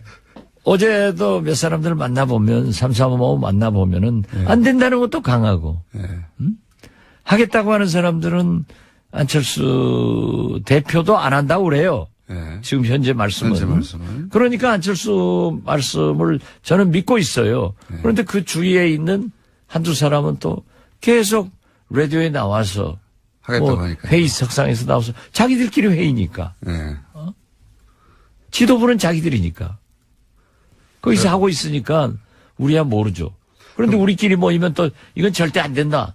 한 가지만 여쭤볼게요. 더. 시간이 다 돼가지고 오늘은 좀 짧으네요. 얘기가. 아까 나가라고 하는데 어디 나갈 데가 있겠느냐 하고 이렇게 밀어붙인다고 하셨는데 그럴 경우에 나갈 데가 있어요. 우리끼리 하지 뭐 하셨잖아요. 네. 그럼 정말로 예를 들어서 호남 의원들이 혹은 이런 통합은 동의하지 못하겠다고 하는 의원들 한 10분이나 한 20분 정도 이렇게 나와가지고 다시. 왜 10분을 얘기해요? 훨씬 많은데. 그래요? 우리를 한국당 정도, 바른정당 정도 취급하려고 그래요? 20명 정도. 우리도 원내교섭단체가 돼야 할 수 있죠. 20명 이상의 원내교섭단체를 만들 수도 있다. 별도로. 그런 작전을 지금 짜고 계신 눈빛이 반짝반짝 하시는데. 이건 지금 라디오니까 눈빛 안 나가요. 물론 꼭 그렇게 한다는 게 아니라. 것이 아니라. 네, 꼭 그렇게 한다는 게 아니라. 그러한 방법도 모색할 수가 있다. 그렇게 계속 밀어붙이면. 네. 네. 작전 있으시군요. 진전도 돼요. 아, 그래요? 네. 그런 이야기가 진전되고 있다. 이렇게 하느니 차라리 우리끼리 나와가지고 원내교섭단 딱 해가지고 하자. 예. 어정쩡하게 이게 뭐냐. 이런 진전도 있다. 중요한 비밀을 말씀해 주셨습니다. 비밀이 아니라 실제지 뭐. 알겠습니다. 자, 적과의 빡침. 오늘 여기까지 하겠습니다. 국민의당 박지원 전 대표였습니다. 감사합니다. 예, 감사합니다.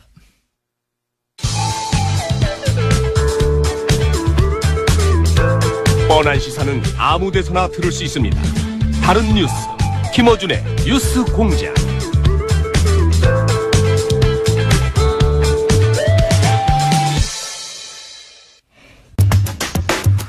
어제 포항에서 5.4 지진이 발생했죠.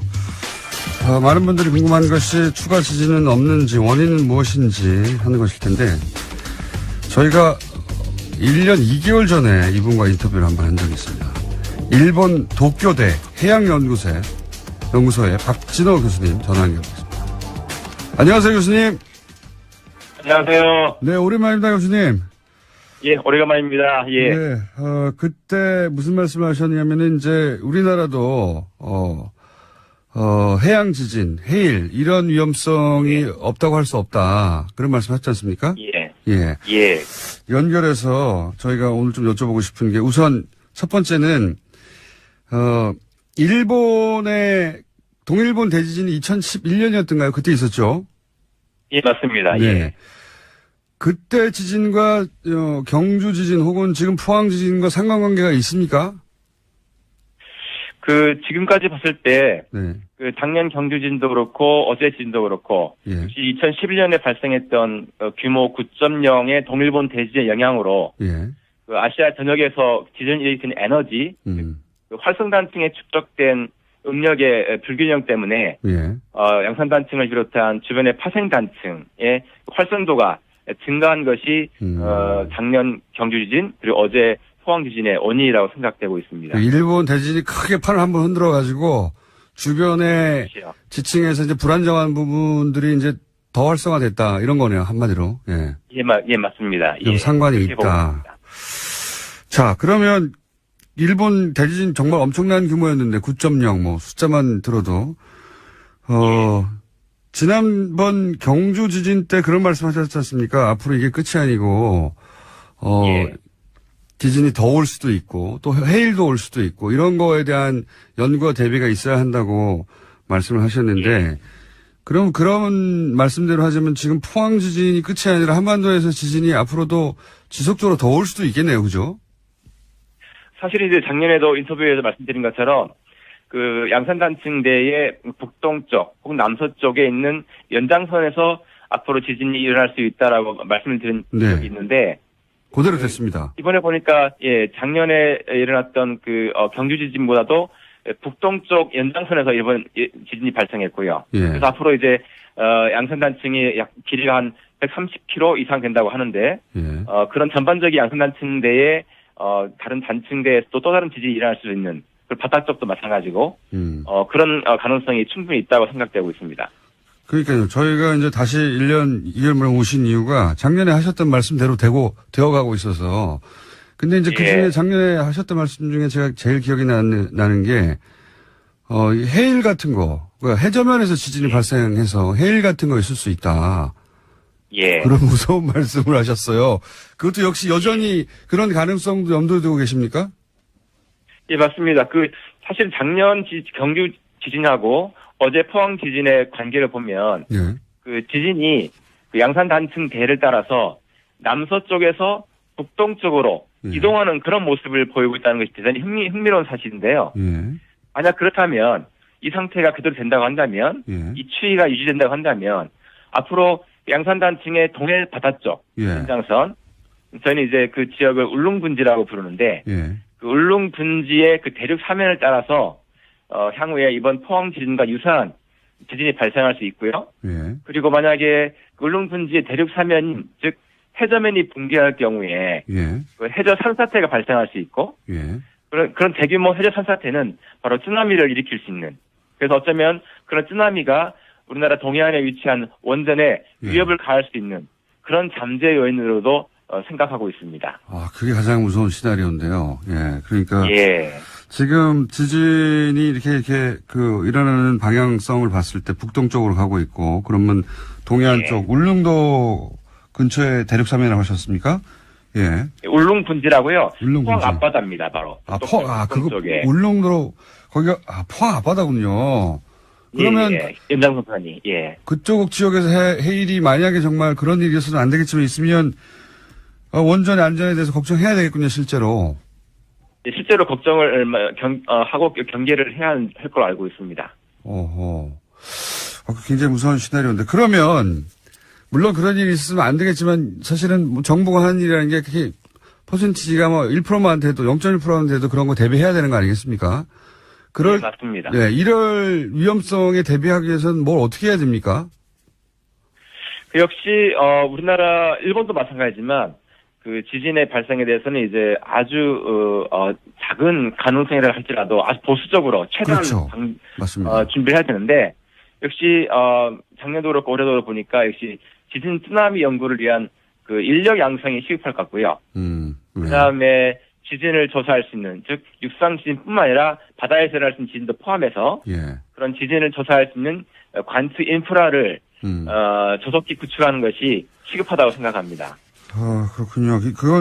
그 분야는 일본이 뭐 가장 앞서가는 분야인데, 예. 교수님이 도움을 많이 주셔야 될 것 같습니다. 사실, 일본도 그 지진이나 또 이런 문제에 대해서는 일본만큼 대비가 철저한 나라도 없었는데, 이 쓰나미 한 번에 원전이 사고가 났지 않습니까?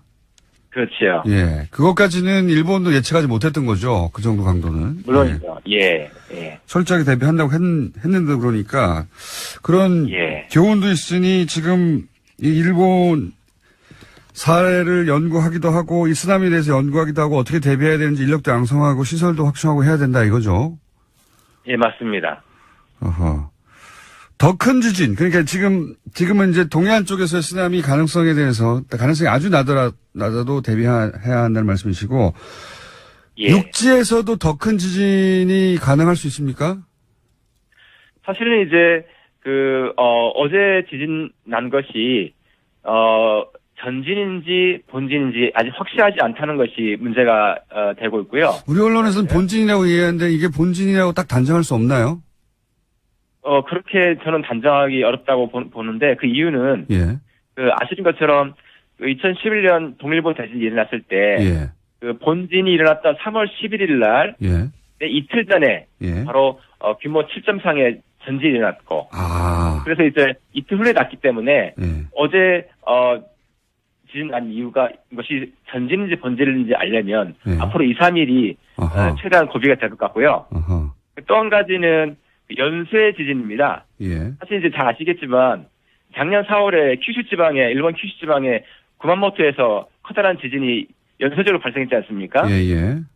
그 지진 자체는 구만모토 지진 자체가 이번에 양산단층에 일어났던 이번에 지진과 아주 유사한 그런 성질을 갖고 있어요.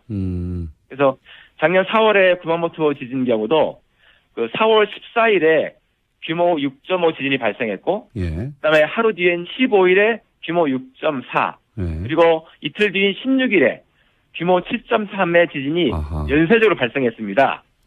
특히 이런 양산단층 같은 수평이동 단층의 경우에 연쇄적으로 지진이 발생할 수 있기 때문에 앞으로 2, 3일을 최대한 경계하는 방편이 좋겠습니다. 그렇군요. 우리 언론에서는 뭐 5점 몇 정도면은 이게 본진이라고 보고 이제 뭐 여진 정도 있을 것이라고 했는데 그게 아니라 일본의 사례를 보면 일본에서도 7점 뭐 몇이면 이게 본진이라고 생각했는데 며칠 있다가 9.0이 왔다는 거죠. 예. 맞습니다. 예, 이틀 전에 일어났었죠. 동일본 대진 경우에. 예, 그러니까 이게 본진이라고 단정할 수는 아직은 없다. 2, 3일 더 봐야 된다. 그래서 2, 3일 정도 이제 2, 3일이 아마 최대 고비일 것 같습니다. 알겠습니다. 저희 오늘은 그 정규 코너들 때문에 짧게 하는데요. 그 해일과 관련된 이야기, 해저 지진에 대한 이야기는 저희가 따로 한번 시간을 마련하겠습니다. 그 얘기는 좀 자세히 들어야 될 것 같아요. 가능성이 아무리 낮더라도. 예. 예, 준비하겠습니다. 예, 감사합니다. 알겠습니다. 오늘 말씀 여기까지 듣겠습니다. 감사합니다. 예, 감사합니다. 일본 도쿄대 해양연구소 박진호 교수였습니다.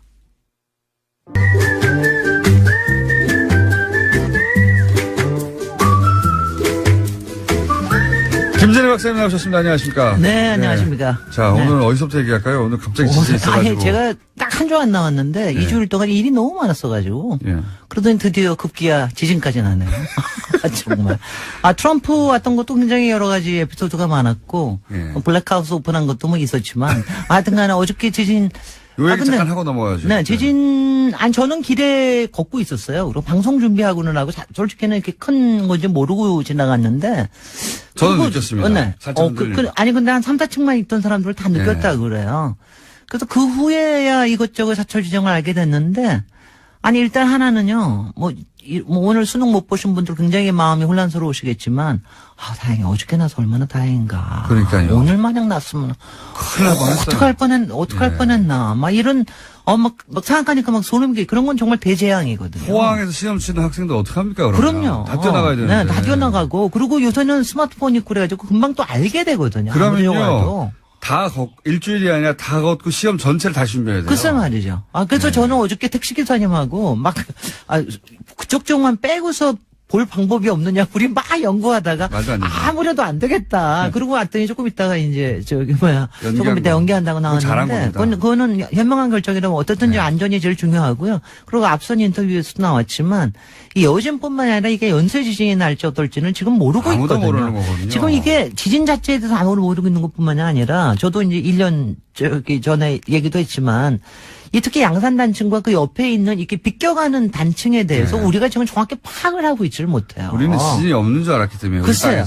그래가지고 지금 이거를 파악하는 게 굉장히 중요한 일이기 때문에 그래서 저는 보고요. 지금 굉장히 면밀해. 그래도 요번에 한 가지 칭찬할 만한 거는 요번에는 지진 난 지 한 20초 만에 23초 만에 이게 경고문이 왔어요. 그때는 박근혜 정권 때는 국민안전처가 옥상으로 20분인가 있다 왔잖아요. 근데 국민안전처라는 게 따로 있었는데 또 이번에는 계측기도 많았다고 그러고 그래서 자동적으로 이게 발생하도록 해놨답니다. 그러니까 좀 나아진 거죠. 그러니까 많이 나아진 건데 저는 지난 1년 전에 방금 전에 했던 인터뷰 그때 이제 우리나라에서는 사실 일본이 지진에 관해서는 세계적인 그 수준에 도달해 있지 않습니까? 거기는 뭐 지진 일상화돼 있어. 초등학교 들어가자마자 유치원 때부터 지진 나면 어떻게 해야 되는지 다 훈련돼 있는. 그런데 거기서 이제 해상 지진에 대한 이야기를 그때부터 하셨거든요. 그리고 그게 가능성이 낮다 하더라도 대비 꼭 해야 한다. 글쎄 우리가 해상 지진 때문에 해일이 크게 난 적이 없기 때문에 우리는 덜 신경을 쓰는데 일단은 후쿠시마 얘기 그거를 갖다가 생각을 안 할 수가 없고 우리가 원전이 있으니까 그쪽에 다 있단 말이죠 우리가. 그럼요. 그렇게 다 또 해변가고. 그리고 또 원전을 또 짓고 있던 원전을 계속 짓기로 한 결정이 한 달 후에 났으면 글쎄 말이죠. 아마 이거 있었으면 또 좀 달라졌을 것 같다는 생각이 들고요. 그다음에 이제 아무래도 제가 뭐 건축 분야에 일을 하니까 안전에 대해서 조금만 더 얘기를 드리면 어저께 이제 사진들이 굉장히 많이 나와서 막 떨어지고 날리고 막 저기 하는데 일단은요, 거기 어저께 한동대가 제일 난리를 치지 않았습니까? 이게 벽이 떨어지고 그래서 그랬는데 제가 사진으로만 봐도 이거는 바깥에 외장재가 떨어진 거예요. 구조가 흔들린 게 아닙니다. 그러니까 여러분들이 이렇게 잘 보실 때 이렇게 뭐 벽돌이 떨어진 거라든가 외장재 뭐 대리석이 떨어진 거 이런 거는 신경 쓰실 필요가 없습니다. 왜냐하면 안전 때문에 막 고심하실 필요가 없어요. 물론 다 이제 고치려면 돈 들고 그러는 거지만 건물이 구조적으로 흔들린 게 아니라 구조적으로 흔들린 게 아니기 때문에 그러니까 이제 그거는 걱정하실 필요가 없는데 정말로 구조적으로 걱정하는 건 옹벽에 금이 갔거나 이번에 이제 아파트들 아파트가 다 이게 요새는 다 철근 콘크리트 이렇게 옹벽으로 올라가는 게 많아요. 벽체 시스템이거든요. 근데 여기에 어저께도 저 보니까 조금 걱정이 되는 게 일단 진앙지에 있는 5계층 5층 다 5층짜리밖에 안 되는 것들이 막 기울고 그렇다는데 그건 진앙지에 있기 때문에 굉장히 문제가 있습니다. 그런 건 정말 조심하셔야 돼요. 어저께 보니까 고층 아파트에 이렇게 창대창으로 이렇게 대각선으로 금강고 거예요. 그런 거는 상당히 문제가 있을 가능성이 높습니다. 높으니까 그러니까 옹벽에 뭐가 문제가 생겼다는 건 조심하셔야 되고 그다음에 가끔 보니까 다세대 주택에 1층에 필로티로 만들어 놓은 거. 그러니까 필로티라는 게 기둥만 있고 벽체가 없는 거죠. 예를 들어서 지하 1층 같은 경우는 주차장으로 쓰려고 주차장으로 비워버리는 경우. 기둥만 놓을 때 기둥이 무너진 데가 좀 있어요. 근데 이게 왜 그러냐면요. 사실 지진이 나면은 제일 문제가 되는 게 벽체 시스템으로 지어진 건축물이 제일 위험합니다. 왜냐하면 이렇게 기둥으로만 된 거는 지네들끼리 이렇게 흔들흔들 하다가 다시 이렇게 좀 찾아요. 근데 이제 이 필로티로 된 그 다세대 주택 같은 경우에는 이게 정말 나쁜 게 1층은 기둥이고 2층부터는 벽체예요. 그러니까 얘가 그러니까 말하면 뒤뚱뒤뚱 되는 거죠. 전체가 다 기둥이면 전체가 다 기둥이면은 이게 이제 위험합니다, 좀. 그러니까 일본이나 샌프란시스코나 이렇게 지진이 많은 지역에 대부분들이 목조나 철골조를 짓는 이유가 같이 와글거리라는 거거든요, 지진하고. 근데 이게 우리나라는 예전부터 벽체를 많이 썼기 때문에 벽체로 쓴 것들이 많이 위험합니다. 근데 이제 다세대 주택이 이번에 보니까 몇 개가 기둥이 이렇게 들어간 게 그런 거는 심각한 겁니다. 그리고 1층만 기둥을 세우고 주차장으로 비우고 위에는 벽체로 올라간 거. 이런 것들이 이제 그러니까 건물의 균형이 잘 안 맞는 거죠, 말하자면은. 그러니까 이제 그런 건물은 사각 짝대기 위에다가 벽돌을 싹 쌓아버린 거니까. 그러니까는 우리가 뭘 이고 있다고 생각해 보세요. 이게 더 뒤뚱거리는 거죠. 그래서 그리고 우리도요. 지금 뭐 여러 가지 내진 설계 나오는 하는 거 하는데 이번에도 이 벽돌 떨어지고 그런 거 보니까 우리가 그러니까 사실 전반적으로는 앞으로 가구식으로 바꿔야 돼. 가구식이라는 게 기둥하고 보가 있는 겁니다. 그러니까 만약 벽체로 하는 것보다는 그게 훨씬 더 전체적으로 안전하고요. 그다음에 그렇게 되면은 외벽에 붙이는 것들을 다 라이트한 거로 붙일 수가 있어요. 경량으로. 이 지진을 겪다가 사람들이 점점 어떤 식으로 지어졌는가, 내진 설계가 잘 됐는가 하는 것도 입지 조건을 따질 것 같아요. 앞으로는. 그럼요. 앞으로 따질 겁니다. 워낙 땅은 흔들리지 않는다고 생각해 왔기 때문에 그런 거 안 따졌거든요. 그동안은. 한 두 번 경험을 안 그래도 뭐 어저께 보니까 부산에 요새 무슨 아파트 뭐 잘 되고 어쩌고 저쩌고 또 문제 되겠네. 또 안 되겠네. 아니 근데 저도 그 아파트 금강거 봤는데 그게 이제 말씀하신 대로 그냥 외장의 문제인지 아니면 근본적인 문제인지 잘 몰랐지만 그럴 경우 그 아파트를 비싼 돈을 주고 입주한 분들은 어떡합니까? 재산상에. 그거는 그 시공사한테다가. 그리고 그 다음에 천재지변으로 인한 거는 대부분들이 하자보수도 잘 안 됩니다. 그건 하자보수의 문제가 아니라 그 아파트를 새로 지어야 되는 수준입니까? 그럼요. 왜냐하면 이제 여러 가지 보험을 들어놓은 게 있기 때문에 하자보수 보험이라든가 보험 들어놓은 게 있기 때문에 보험이 좀 나오고 그러는데 이 천재지변으로 해서 이런 일이 일어난 건 아마 보험 커버가 그렇게 많지가 않을 거예요. 그러니까 특약 조항이죠. 그러니까 뭐 심각한 거죠. 그래서 제가 보기엔 앞으로 입주하실 때 입주 조건을 따질 때 내진 설계나 말씀하신 이 뭐라고요? 그러니까 균형을 잘 그럼 우리 일반인들이 봐서 모르잖아요. 그러니까 전문가에 왜 부동산 데리고 다닙니까? 부동산이 그런 거 알아봐 주는 거예요. 여기 보시면은 부동산 맨 위에 구조에 대해서 쓰는 게 있어요. 몇 평만 보지 마시고 거기에 철근 콘크리트 존지 아니면 철골 구조인지 이런 게 다 나와 있어요. 조적식인지 이런 거 그거 보셔야 된다니까. 그거 안 이제 보셔요. 알았어요.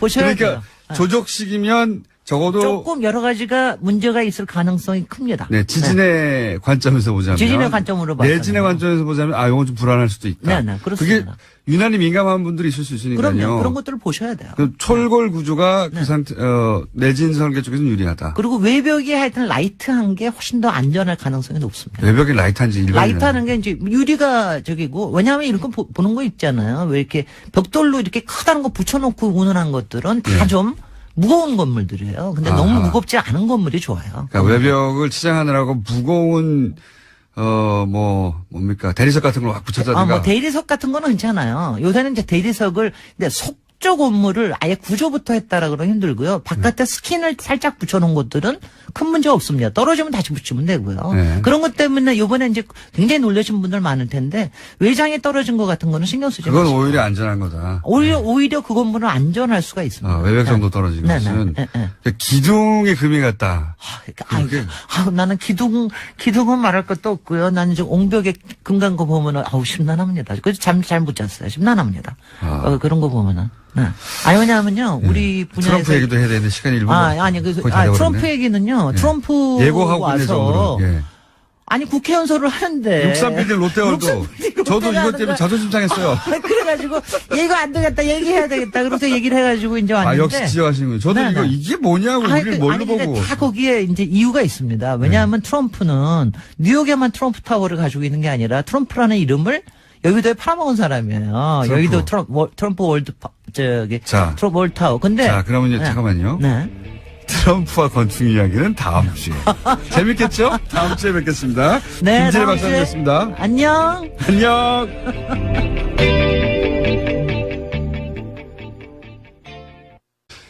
박정희 전 대통령 동상을 건립에 대해서 논란이 상당히 많이 벌어지고 있습니다. 정치적인 이슈 외에도.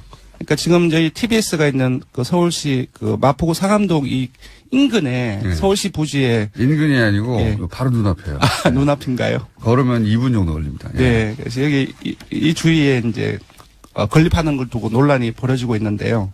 참고로 이제 도서관입니다, 여기는. 네. 도서관인데. 기념 도서관 이제 부지에. 굉장히 크죠, 사실은. 동상이 5m 하던가요? 상당히 크고, 이제 문제가 되는 거는 서울시 소유의 부지라는 겁니다. 서울시 소유의 오늘 바람이 이렇게 많이 새죠. 안 그래도 산이 오늘 특히 새네요. 그래서 거기서 이제 위원회를 구성해서 설치할 건지 말 건지를 위원회에서 결정해야 한다고 해요. 그런데 이제 그 이전에 설치할까봐 또 우려했던 분들도 있고 또는 당연히 설치해야 된다는 분들도 있죠. 그래서 그 여론조사를 한번 해봤다 이거죠? 네, 그렇습니다. 결과는, 반대가 대다수로 나타났습니다. 66.5%가 나왔고요. 그러니까 3명 중 2명은 반대하고요. 찬성은, 3.1%가 찬성을 했습니다. 재밌는 거는 작년이죠. 작년 12월 말에 저희들이 리얼미터가 역대 대통령 국가 기여도 조사를 했어요. 그때 노무현 전 대통령에 이어서 박정희 전 대통령이 30.8%가 나왔습니다. 이번 찬성이 30.1%고요. 딱 그 정도군요. 거의 비슷합니다. 네. 박근혜 전 대통령에 대한 지지가 여전히 30%대 초반대 그렇습니다. 유지된다는 것이고, 근데 이거 생각해 보면 저는 그렇게 생각이 듭니다. 박근혜 전 대통령이 이제 붕괴시킨 게 본인 정권뿐만이 아니라. 우리 사회에서 한 60년 이어졌던 박정희 패러다임을 근본적으로 사실은 붕괴시키는 역할을 했다. 동상 건립 정도는, 일반 국민 여론사, 그럴 수도 있다고 생각할 만한 사안인데, 혹은 팽팽하거나, 이렇게 확 기울은 건 사실은, 박근혜 전 대통령, 공장장 그 말씀에 동의를 하는 게, 지금 TK 같은 경우도 반대가 많습니다. TK 54%. 그러니까 의외네요. 국정농단 이후에 아버지 박정희 전 대통령에 대한 인식들 자체, 태도 자체도 근본적으로 좀 흔들리고 있는 과정이 아닌가라는 생각이 듭니다. 왜냐하면 이게 뿌리를 거슬러 올라가면 박정희 전 대통령 시절의 최태민으로부터 이어진 그것이 결국 여기까지 왔기 때문에 사실은 이미 사망한 분의, 그리고 이 신화는 사실은 무너뜨리기 굉장히 힘든 건데. 그렇습니다. 의식체계에 들어가 있는 거라, 그게 그렇게 됐네요. 그래서 TK에서도 오히려 반대가 높다? TK, 60대 어르신들, 보수층을 제외하고는 거의 대부분이 반대가 높습니다. 알겠습니다. 조사 결론은요? 이번 주중조사는 TBS 의뢰로 이번 주 월요일부터 수요일까지 전국 19세 이상 성인 1,512명을 대상으로 했습니다. 유무선 전화면접과 자동응답 혼용 방식으로 실시했고 표본오차는 95% 신뢰 수준 플러스 마이너스 2.5%포인트였습니다. 응답률은 6.1%고요. 현안 조사는 TBS 뉴스공장 의뢰로 어제 하루 동안 실시했습니다. 성인 511명을 대상으로 실시했고 표본오차는 플러스 마이너스 4.4%포인트였습니다. 알겠습니다. 지금까지 리얼미터 권순정 조사 분석 실장이었습니다. 고맙습니다.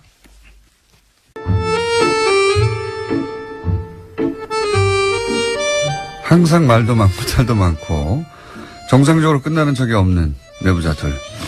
더불어민주당의 안민석 의원 나오셨습니다. 안녕하십니까. 네. 수도권 내리사선 안민석 의원입니다. 자유한국당의 김성태 의원님 나오셨습니다. 예, 이제는 저희가 야당입니다. 그런 지 오래됐습니다. 이미. 예, 서울 김성태 의원. 야당은 워낙 팍팍 터트리는 것인데. 예. 안민석 의원님. 네. 나 김어준 공장장한테 이거는 정말 높아심에서 방송 서두에 한 말씀 드리겠습니다. 결론은 박근혜 정권도 최순실이라는 이런 한마디로 이런 사람이 국가 권력을 가지고 사익을 편취했기 때문에 결국은 대통령까지 깜빵에 가 있는 겁니다. 지금 현재 문재인 정권 이제 시작하고 있습니다만은 이미 단체장 또 지방 기초자치단체장 그러니까 시장이나 뭐 이런 뭐 도지사 서울시장 이런 사람들은 엄청난 지금 병폐가 나오고 있어요. 지난 국정감사에서 박원순 시장의 가장 오른팔이라고 할 수 있는 최측근인 미국의 상원은 공화당이 지금 다수예요. 예, 공화당은 트럼프 대통령이 속한 당입니다. 공화당이 다수인 외교위원회에서 지금 이런 청문회를 하고 있어요. 우리가 생각하는 것보다 훨씬 트럼프 대통령의 정신건강에 대해서 미국 정치권에서도 걱정하고 있다. 네. 그렇습니다. 그래서 이 청문회 결과가 어떻게 될지 모르겠는데 상원도 그렇고 하원도 그렇고 똑같은 얘기가 나오고 있어요. 자, 오늘 여기까지 하겠습니다. 네, 시사인의 김은지였습니다. 감사합니다. 네, 바로 이어서 리얼미터. 안녕하십니까. 안녕하십니까. 오늘 바빠요. 네, 빨리 하겠습니다. 네. 자, 수치를 쭉 읊어주세요. 네. 3주 동안 문재인 대통령이 70%대 지지율 유지했고요. 역시 올랐습니다. 2.2%포인트 오른 72.3%이고요. 지지율이 부정평가는 0.5%포인트 내린 23.6%입니다. 그러니까 지난 9월 3주차에 북핵 이후에 65.6%로 가장 낮게 떨어졌거든요. 예, 그래서 한 7% 정도 그 이후에 회복이 되었습니다. 그래서 지금 이제 원인으로 보자고 한다면은 유엔 연설이 조금 이전에 있었지 않습니까? 그 이후에 계속 한중 관계 회복이라든지 그런 부분들이 가장 큰 요인이 아닌가 싶고요. 그리고 이제 사회경제적 배경으로는 적폐청산, 그러니까 국정원 특활비 상납 의혹 이것이 워낙 컸고요. 그리고 MB 정부의 어떤 군 댓글 정치 공작이라든지 이런 부분들이 계속적으로 확산되고 있습니다. 그러한 부분들이 영향을 미치지 않았나 싶습니다. 그래서 뭐 70% 초반대로 올랐다는 거잖아요. 그렇습니다. 72.3%입니다. 72.3%요? 네. 69.5%나 70.3%나 뭐. 아니 불과 한 달 전쯤만 해도 그러니까 일간 조사를 보면 앞에 7자를 하나도 찾아볼 수가 없었거든요. 근데 지금 지난 실험의 여진이 계속되는 상황이었고. 그렇죠. 근데 지난 수요일부터 5일 연속 앞에 7자가 붙고 있습니다. 일간으로. 어제 예를 들어서 어제 오늘은 어떻습니까? 그러니까 어제 같은 경우는 어제 같은 경우 73.6%까지 올랐고요. 그제 같은 경우는 72.4%로 올랐습니다. 북핵 이전의 상황으로 돌아갔다. 예, 지지난주까지는 보합 또는 강보합 이런 얘기를 했었는데 상승세로 봐야 될 것 같습니다. 그냥 북핵 이전으로 돌아갔다 이렇게 정리해 주십시오. 네, 알겠습니다. 그래봐야 수치가 네, 정당으로 넘어갈까요? 안 되기 때문에. 네. 저는 큰 변화가 몇 개월 동안 있었던 것 같은데 결국 몇 프로 빠졌다 몇 프로 올랐다 이 정도 수준이. 아니 많이 그때 8.2%포인트 북핵 이후로 빠졌고요. 그러니까 8.2%가 엄청난 것 같은데 저는 별로 엄청나지 않습니다. 알겠습니다. 예, 정당으로 넘어가죠. 네. 정당은요? 민주당 먼저 알려드리겠습니다. 지난주에 상당폭 빠졌는데요. 2.6%포인트 상승해서 50.8%를 기록했습니다. 문 대통령 순방 외교 효과가 아닌가 싶고요. 자유한국당 같은 경우는 지난주에 탈당한 의원들이 복당하는 과정 속에서 소폭 올랐는데 이번에 횡보했습니다. 0.2%포인트 하락해서 18.4%를 보였고요. 생각만큼 여기는 많이 오르지 않네요. 네. 예. 지난번에 이제 예측을 했다시피 크게 합당, 통합 그런 어떤 효과들은 미미할 것이다라고 예상을 했는데요. 그런 결과가 이어지고 있는 것 같습니다. 바른정당 같은 경우 이번 주 초에 유승민 의원이 새 당대표로 선출되었죠. 그러니까 지난주부터 조금씩 회복세를 보이고 있습니다. 5.9%를 기록해서 0.4%포인트 상승했습니다. 국민의당 같은 경우는 내림세가 이어지고 있습니다. 2주째 내림세인데요. 0.3%포인트 하락해서 5%입니다. 지금 문정부에 대한 태도라든지, 그리고 당의 진로, 정체성, 이런 걸 둘러싸고, 내용이, 이렇게 파열음이 이어지고 있는데요. 이러한 영향이 지속되고 있는 것 같습니다. 정의당 같은 경우는 조금 많이 빠졌습니다. 민주당하고 연동관계 있기 때문에 0.9%포인트 하락해서 4.9%입니다. 네. 정당 지지율의 변화도 사실은 커야 1~2%고, 예, 작으면 대부분 0점대라서. 예. 하여튼, 지금 지형의 변화는 없다. 이게 계속 유지되고 있는 상황이고. 그렇습니다. 예. 네. 대통령 지지율도 이제 북핵 직전이니까 한 3월이 되겠네요. 예. 그렇습니다. 예. 예, 지금 11월인데, 예. 3월 이전으로 돌아갔다. 예. 그런 겁니까? 북핵이 터지자마자 야권에서는 3월이 아니죠. 예. 6월 아닙니까? 북핵 말입니까? 북핵 말고 이제 문재인 대통령 지지율의 네. 등락폭. 8월이군요. 예. 3월은 예. 하여튼 아직 탄핵 국면이었네요. 1년 정도 지난 것 같은 느낌이 들어가지고.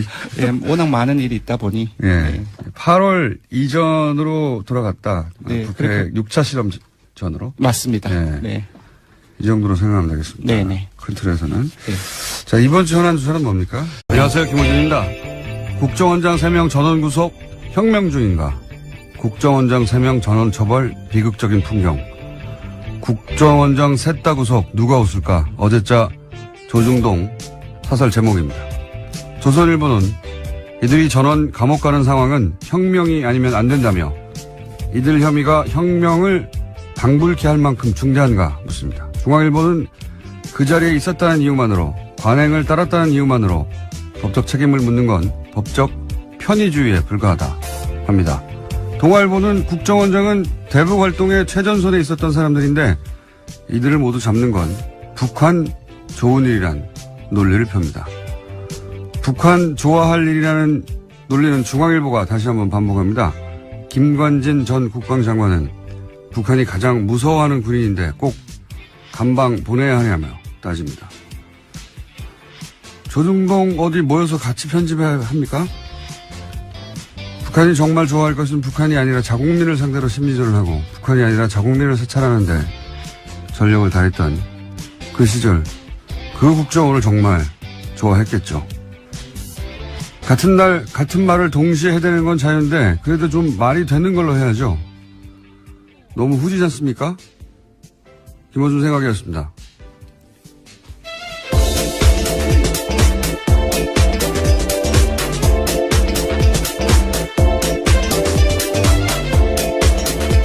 시사인의 김은지입니다. 네. 김관진 전 국방장관이 북한이 김정일이 가장 무서워했던 군인이었다. 이 논리를 동시에 사용하는데 조중동이 빨간펜 선생님이 같은 선생님 같아요, 이분들이.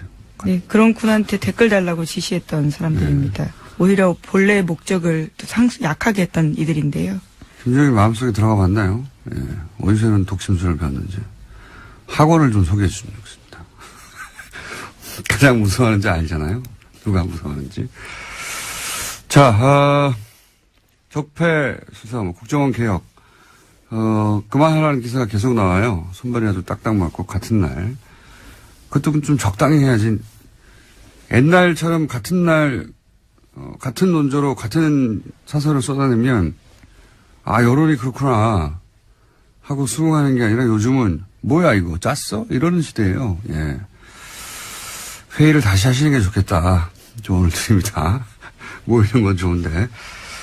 자, 아무래도, 이, 지진 뉴스가 첫 번째죠. 네, 수능 연기. 네, 어제 경북 포항에서 규모 5.4의 지진이 발생했습니다. 이에 정부가 수능 시험을 연기하겠다라고 발표했는데요. 올해 수능은 일주일 미뤄진 다음 주 목요일인 11월 23일에 치러지게 됩니다. 1992년에 후기대학 입시 문제지가 유출돼서 시험 일정이 연기된 적은 있지만요. 천재지변으로 대입시험이 미뤄진 것은 처음입니다. 교육부가 수능을 연기한 것은 포항 지역 수능 시험장에서 적지 않은 피해가 발생했기 때문인데요. 시험장이 모두 14곳이었는데 점검한 결과 10곳에서 건물 균열 등 문제가 있었다라고 합니다.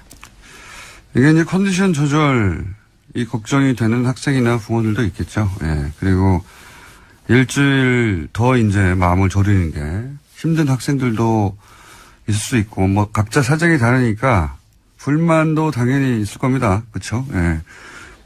조선일보가 이제 재빠르게 이 불만을 캐치해서 이거 참 빨라요, 조선일보는. 사회적 갈등을 최대화하는 방향으로, 예. 기사 논조를 잡았더라고요. 예. 포항을 생각하면 수능 연기가 맞지만, 예. 59만 수험생은 대혼란이다. 예. 잘못된 결정이라는 기조하에 조선일보가 오늘 아침에 기사를 냈던데. 그러면서 이제 일주일 후에는 자연재해가 다시 일어나지 않으려는 보장이 없다. 연기할 필요가 없다는 이제 모 교장의 말로 기사를 끝을내요. 예. 근데 제가 보기엔 말이죠. 이 결정은 안전의 문제이기도 하지만 실제 이제 시험장이 불안한 것도 있고요. 예. 집에 못 들어간 학생도 있거든요. 네, 그렇죠. 어제 정말 큰 지진이 일어났었거든요. 근데 이게 보다 근본적으로는 제가 보기엔 이건 철학의 문제예요. 조선일보 기사에는 이게 없으니까 자꾸 컨디션 얘기만 하고 있고, 그 다음에 일주일 후에 뭐 지진 나지 말란 법 있어? 이런 얘기만 하고 있는데, 여진이 있을 수도 있죠, 실제. 네, 실제로 예. 지난해 9월에 경주에서 바로 다음날 46번이나 여진이 있었다라고 합니다. 근데 이게 이제 안전의 문제에서만 바라볼 일이 아니고, 보다 근본적으로는 이건 제가 보기엔 철학의 문제인 것이, 포항에서 예를 들어서 오늘 집에 못 들어간 학생들이 있단 말이죠. 포항에서 시험장이 불안한 것도 있고, 포항에서 여진이 있을 수도 있어요. 그러면 이 지역 학생들은 자기 잘못이 아닌데 명백히 불평등한 조건에서 시험을 치릅니다. 근데 그동안 우리 사회에서는 이렇게 소수가 예를 들어 불평등이나 불공평하거나 불만을 겪고, 그럴 경우에 그런 불평등, 불공평은 다수의 편의를 위해서 참아야 한다. 그런 걸로 문제를 해결해 왔거든요. 근데 이번 결정은 정반대예요. 소수가 다수를 위해서는, 그러니까 포항 학생들은 좀, 희생이 되더라도 다른 학생들, 더 많은 학생들의 컨디션을 위하여. 예. 그러니까 소수가 다수를 위해서 희생해도 좋다. 이 철학을 뒤집은 거거든요, 그동안. 그러니까 지금은 만약 할 수만 있다면 다수가 조금 불편해도 소수에게도 공정한 기회가 주어질 때까지 다수가 다 함께 참아줘야 된다. 이런 철학이 여기 반영된 겁니다. 사실 그게 굉장히 중요한 거라고 봐요. 이런 식의 결정이 있지 않았거든요. 그러니까 이게 없으니까 컨디션 조절 얘기만 하는 거예요. 예. 시대가 바뀐 겁니다, 사실은. 이런 결정은. 그래서 저는 대단히 중요한 결정이라고 보는데, 예. 그렇게 세상이 바뀌고 있구나. 예. 철학이 그렇게 시대 정신이 바뀌고 있다. 이걸 못 보니까 계속해서 이런 얘기만 하는 겁니다. 그냥 학생들이 뭐 문제지를 던졌다느니 뭐 컨디션이 뭐 대단하다고요. 일주일 있다 조절하면 되죠. 무슨 대단한 일이라고 자꾸 그걸 가지고 얘기하는데. 뭐 생명과 안전보다 중요한 건 없으니까요. 예, 안전만 얘기해서도 안 되고요. 예. 안전도 물론 중요한데 근본적으로 철학이 바뀐 거예요. 이런 결정이 없었거든요. 할 수 있으면 그 소수도 공정한 기회가 주어질 때까지 다수가 참아주는 게 맞는 거거든요. 그게 중요한 거다. 이 결정의 철학은 그런 거라고 저는 봅니다. 예. 자, 뭐 일주일 연기된 거는 다들 아실 텐데, 예. 이 대목을 짚어주는 것이 없어서. 예. 다음 뉴스는 뭡니까? 네, 어제 정호성 전 비서관이 유죄 판결을 받았습니다. 박근혜 전 대통령의 지시를 받아서 최순실 씨에게 청와대 문건을 넘겨준 혐의가 인정된 건데요. 1심 재판부는 정 전 비서관에게 징역 1년 6개월의 형을 선고했습니다. 특히 재판부는 정 전 비서관과 박근혜 전 대통령의 공모관계를 인정했습니다. 자, 여기 이제 중요한 대목은 이제 공모관계를 인정했다는 거죠. 예. 네, 그래서 판결문을 박근혜 전 대통령 재판부에 추가 증거로 낼 예정이라고 합니다. 자, 다음 뉴스는요? 네, 박근혜 정부 시절 국정원이 청와대에 상납한 돈이 30억 원 더 있다라는 오늘 아침 뉴시스 보도가 있었습니다. 그러니까 청와대로 들어간 특수활동비 규모가 70억 원에 달한다라는 건데요. 지금까지는 40억 원이 상납됐다라고 검찰 조사 밝혀졌는데 나머지 용처가 확인되지 않은 30억 원이 더 있다라는 겁니다. 이 중에 일부가 국회로 유입됐을 가능성도 거론되고 있습니다. 아마 국정원에서는 열심히 이제 해명을 했겠죠. 예, 어차피 정확하게 그 내용을 알 수는 없고 항목을 정해서 이건 대북 공장에 사용된다든가 이런 식으로 해명을 열심히 했을 텐데 어떤 해명으로도 그 설명이 안 되는 돈이 이제 30억이 비는 거죠. 예. 네, 그렇죠. 불법으로 사용됐다라는 건데요. 3천만 원도 아니고 30억이 비는 건데 제가 보기에는 이제 40억 그 이전에 청와대에 상납했다는 40억보다 이 30억이 더 치명적일 수도 있겠습니다. 네. 어쨌든 30억이 더 나왔다. 근데 아무도 얘기를 하지 않고 있다. 그래서 네, 조사를 그렇죠. 하려고 한다. 여기까지고요. 이거는 그러니까 공작에 사용됐다고 하는데 정확하게 어떤 공작인지 모르겠다가 아니라 그런 거 다 빼고 나서 전부를 다 뺐는데도 이건 도대체 설명을 못하는 돈이 나온 거죠. 예. 이 돈이 더 치명적일 수도 있겠습니다. 자, 다음은요. 네, 관련해서 어제 검찰이 또 내용들을 이야기했는데요. 40억 원은 박근혜 전 대통령이 국정원의 특수활동비를 상납받아서 사적으로 사용했다라는 부분들을 밝혔습니다. 국가안보를 위해서 써야 할 돈이 최고위급 공무원에 의해서 사적으로 사용됐다라는 겁니다. 아, 참. 모두들 그런 거 아닐까? 이렇게 예상을 했었는데, 의상비, 미용, 주사 이런 거 아니었을까? 왜냐하면 그런 것들을 지속적으로 했는데도 불구하고 통장에서 돈이 빠져나가는 흔적이 없었다고 박근혜 전 대통령 했었으니까 그런 의심을 했었는데 검찰이 구체적으로 특정하지는 않지만 사적으로 사용됐다까지는 얘기를 한 거네요. 만약에 이 돈이 40억이 와서 온 거는 불법이라 하더라도 그 용처가 공적인 용도였다고 하면 정상창잡이 됐을 텐데 이게 올림머리 하는데 써졌다면 단돈 몇십만 원이라도요. 밝혀지겠죠. 예, 다음은요. 이명박 전 대통령이 어제 귀국했습니다. 출국 때와는 달리 말을 아꼈는데요. 이런 가운데 바레인에 동행했던 이동관 전 홍보수석이 문재인 정부의 적폐청산을 강하게 비판했습니다. 이런 이야기인데요. 수사도 법과 제도를 허용한 절차 내에서 하는 거다라는 거고요. 완장 차면 아무 데서나 와서 무슨 짓이나 해도 되냐라는 다소 거친 이야기들을 했습니다. 많이 불안하신가 봐요. 예. 완장 차면 아무 데나 가서 아무 짓을 한 것은 그 정권이었죠. 그게 지금 밝혀지고 있는 거고요. 예. 법과 제도가 허용하는 절차 내에서 하고 있어요. 걱정 안 하셔도 되고. 그리고 이제 지지율에 취해서 오버한다고, 예. 남 걱정할 때가 아닙니다, 지금. 이런 얘기 하다가 근데, 이동관 전 수석이, 이동관 전 수석을 놓고 차가 가버렸어요.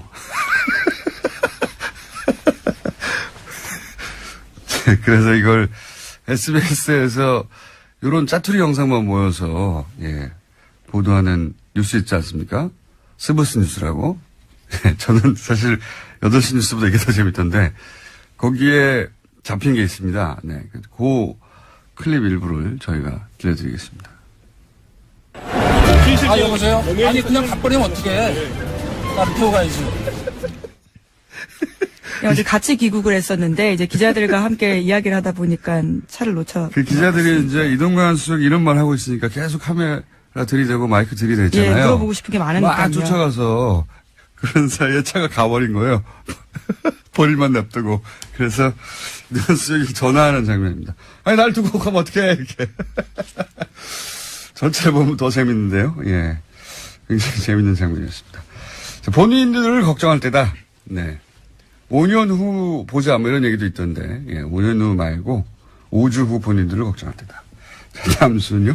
네, 현재 국정원은 이건희 삼성전자 회장의 차명 계좌와 관련한 후속 조치를 진행 중입니다. 그런데 국세청이 2007년 이후에 발생한 관련 부당소득에 대해서만 과세 조치가 가능하다라는 판단을 내렸다는 주장이 나왔는데요. 더불어민주당의 박용진 의원의 이야기입니다. 그래서 국세청이 관련해서 기획재정부에 유권 해석을 요청했다라는 겁니다. 이건 말이죠. 이게 삼성과 관련된 일이기만 하면 우리 정부 부처들이 굉장히 손만방인데요. 이게 2008년에 불법적인 차명 계좌가 드러났잖아요. 네, 그렇죠. 그렇죠? 그러면 2018년이면 아직 있어요. 그때 밝혀진 채명 계좌 전체에 대해서 과세를 해야 되는데 국세청 얘기는 뭐냐면 이제 이 제척기간, 소위 이제 부정행위가 입증된 제척기간 해가지고 2007년 혹은 2008년의 계좌에 들어있던 금액만 하겠다는 거예요. 근데 그때 이미 돈이 다 빠져나갔거든요. 그러면 뭐 과세할 게 없는 거예요. 이게 말이 안 되는 건데, 만약에 전화 박원지 기자가 네, 김은지입니다. 그리고 박용진 의원이고요. 네, 두 분을 합쳐놓으신 건가요? 그러네요. 김은지 기자가 10년 전에 불법행위가 들켰다. 네, 안 했습니다. 그러면 그 행위 들켰을 때 들킨 돈 전체에 대해서 과세를 해야죠. 네, 그렇죠. 이 회장 같은 경우에는 차명계좌 개설이 1980년대부터 이뤄졌다라고 하는데요. 그런 것들을 고려하면 상당 금액의 소득이 과세 범위를 벗어나게 된다라는 겁니다. 과세할 게 없어지는 거예요. 네, 깡통계좌 과세. 이러면 안 됩니다. 네, 이러면 안 되도록 뉴스공장에서 계속. 네, 김은지입니다. 아니, 뉴스공장에서요. 계속 저희가 주목하고 있겠습니다. 자, 하나 정도 더 하면 끝내야 될 것 같습니다. 오늘 리얼미터가 있어가지고요. 네, 시진핑 중국 주석의 특사가 내일 북한을 방문합니다. 중국 고위급 방북은 1년 9개월 만인데요. 이번 방북을 통해서 북중 관계가 개선될지 관심이 쏠리고 있습니다. 그리고 저 뉴스도 또 나왔어요. 트럼프 핵버튼 네, 그렇죠. 제한하려고 하는. 예, 청문회가 지금 열리고 있는데요. 열렸습니다. 14일, 현지 시각으로 14일인데 미국 상원외교위원회가 관련한 청문회를 열었습니다. 미 의회가 대통령의 핵공격 명령 권한을 견제하는 청와대 청문회를 연 건요. 41년 만입니다. 자, 이제 뉴스공장에서 트럼프 미친 건가 아닌가, 미친 건가 미친 척 하는 건가 이런 이야기를 몇 주 전부터 했는데, 예. 트럼프가 미친 거 아닌가라는 말을 여기서 미쳤다는 말은 사실 이런 표현이죠. 정상적으로 핵버튼을 맡겨도 되는가, 그렇게 정신건강이 건강한가, 정신건강에 문제 없나, 이런 질문인데, 이게 이제 저희가 하는 게 아니에요. 미 상원 외교위원회가 아예 청문회를 열어서, 뉴스공장에서 했던 보다 더 강성 발언을 하고 있습니다. 네. 대통령이 돈키호테고, 버튼을 언제 누를지 모르고 3차 대전을 끌고 갈지도 모르니까, 권한을 제한해야 한다고.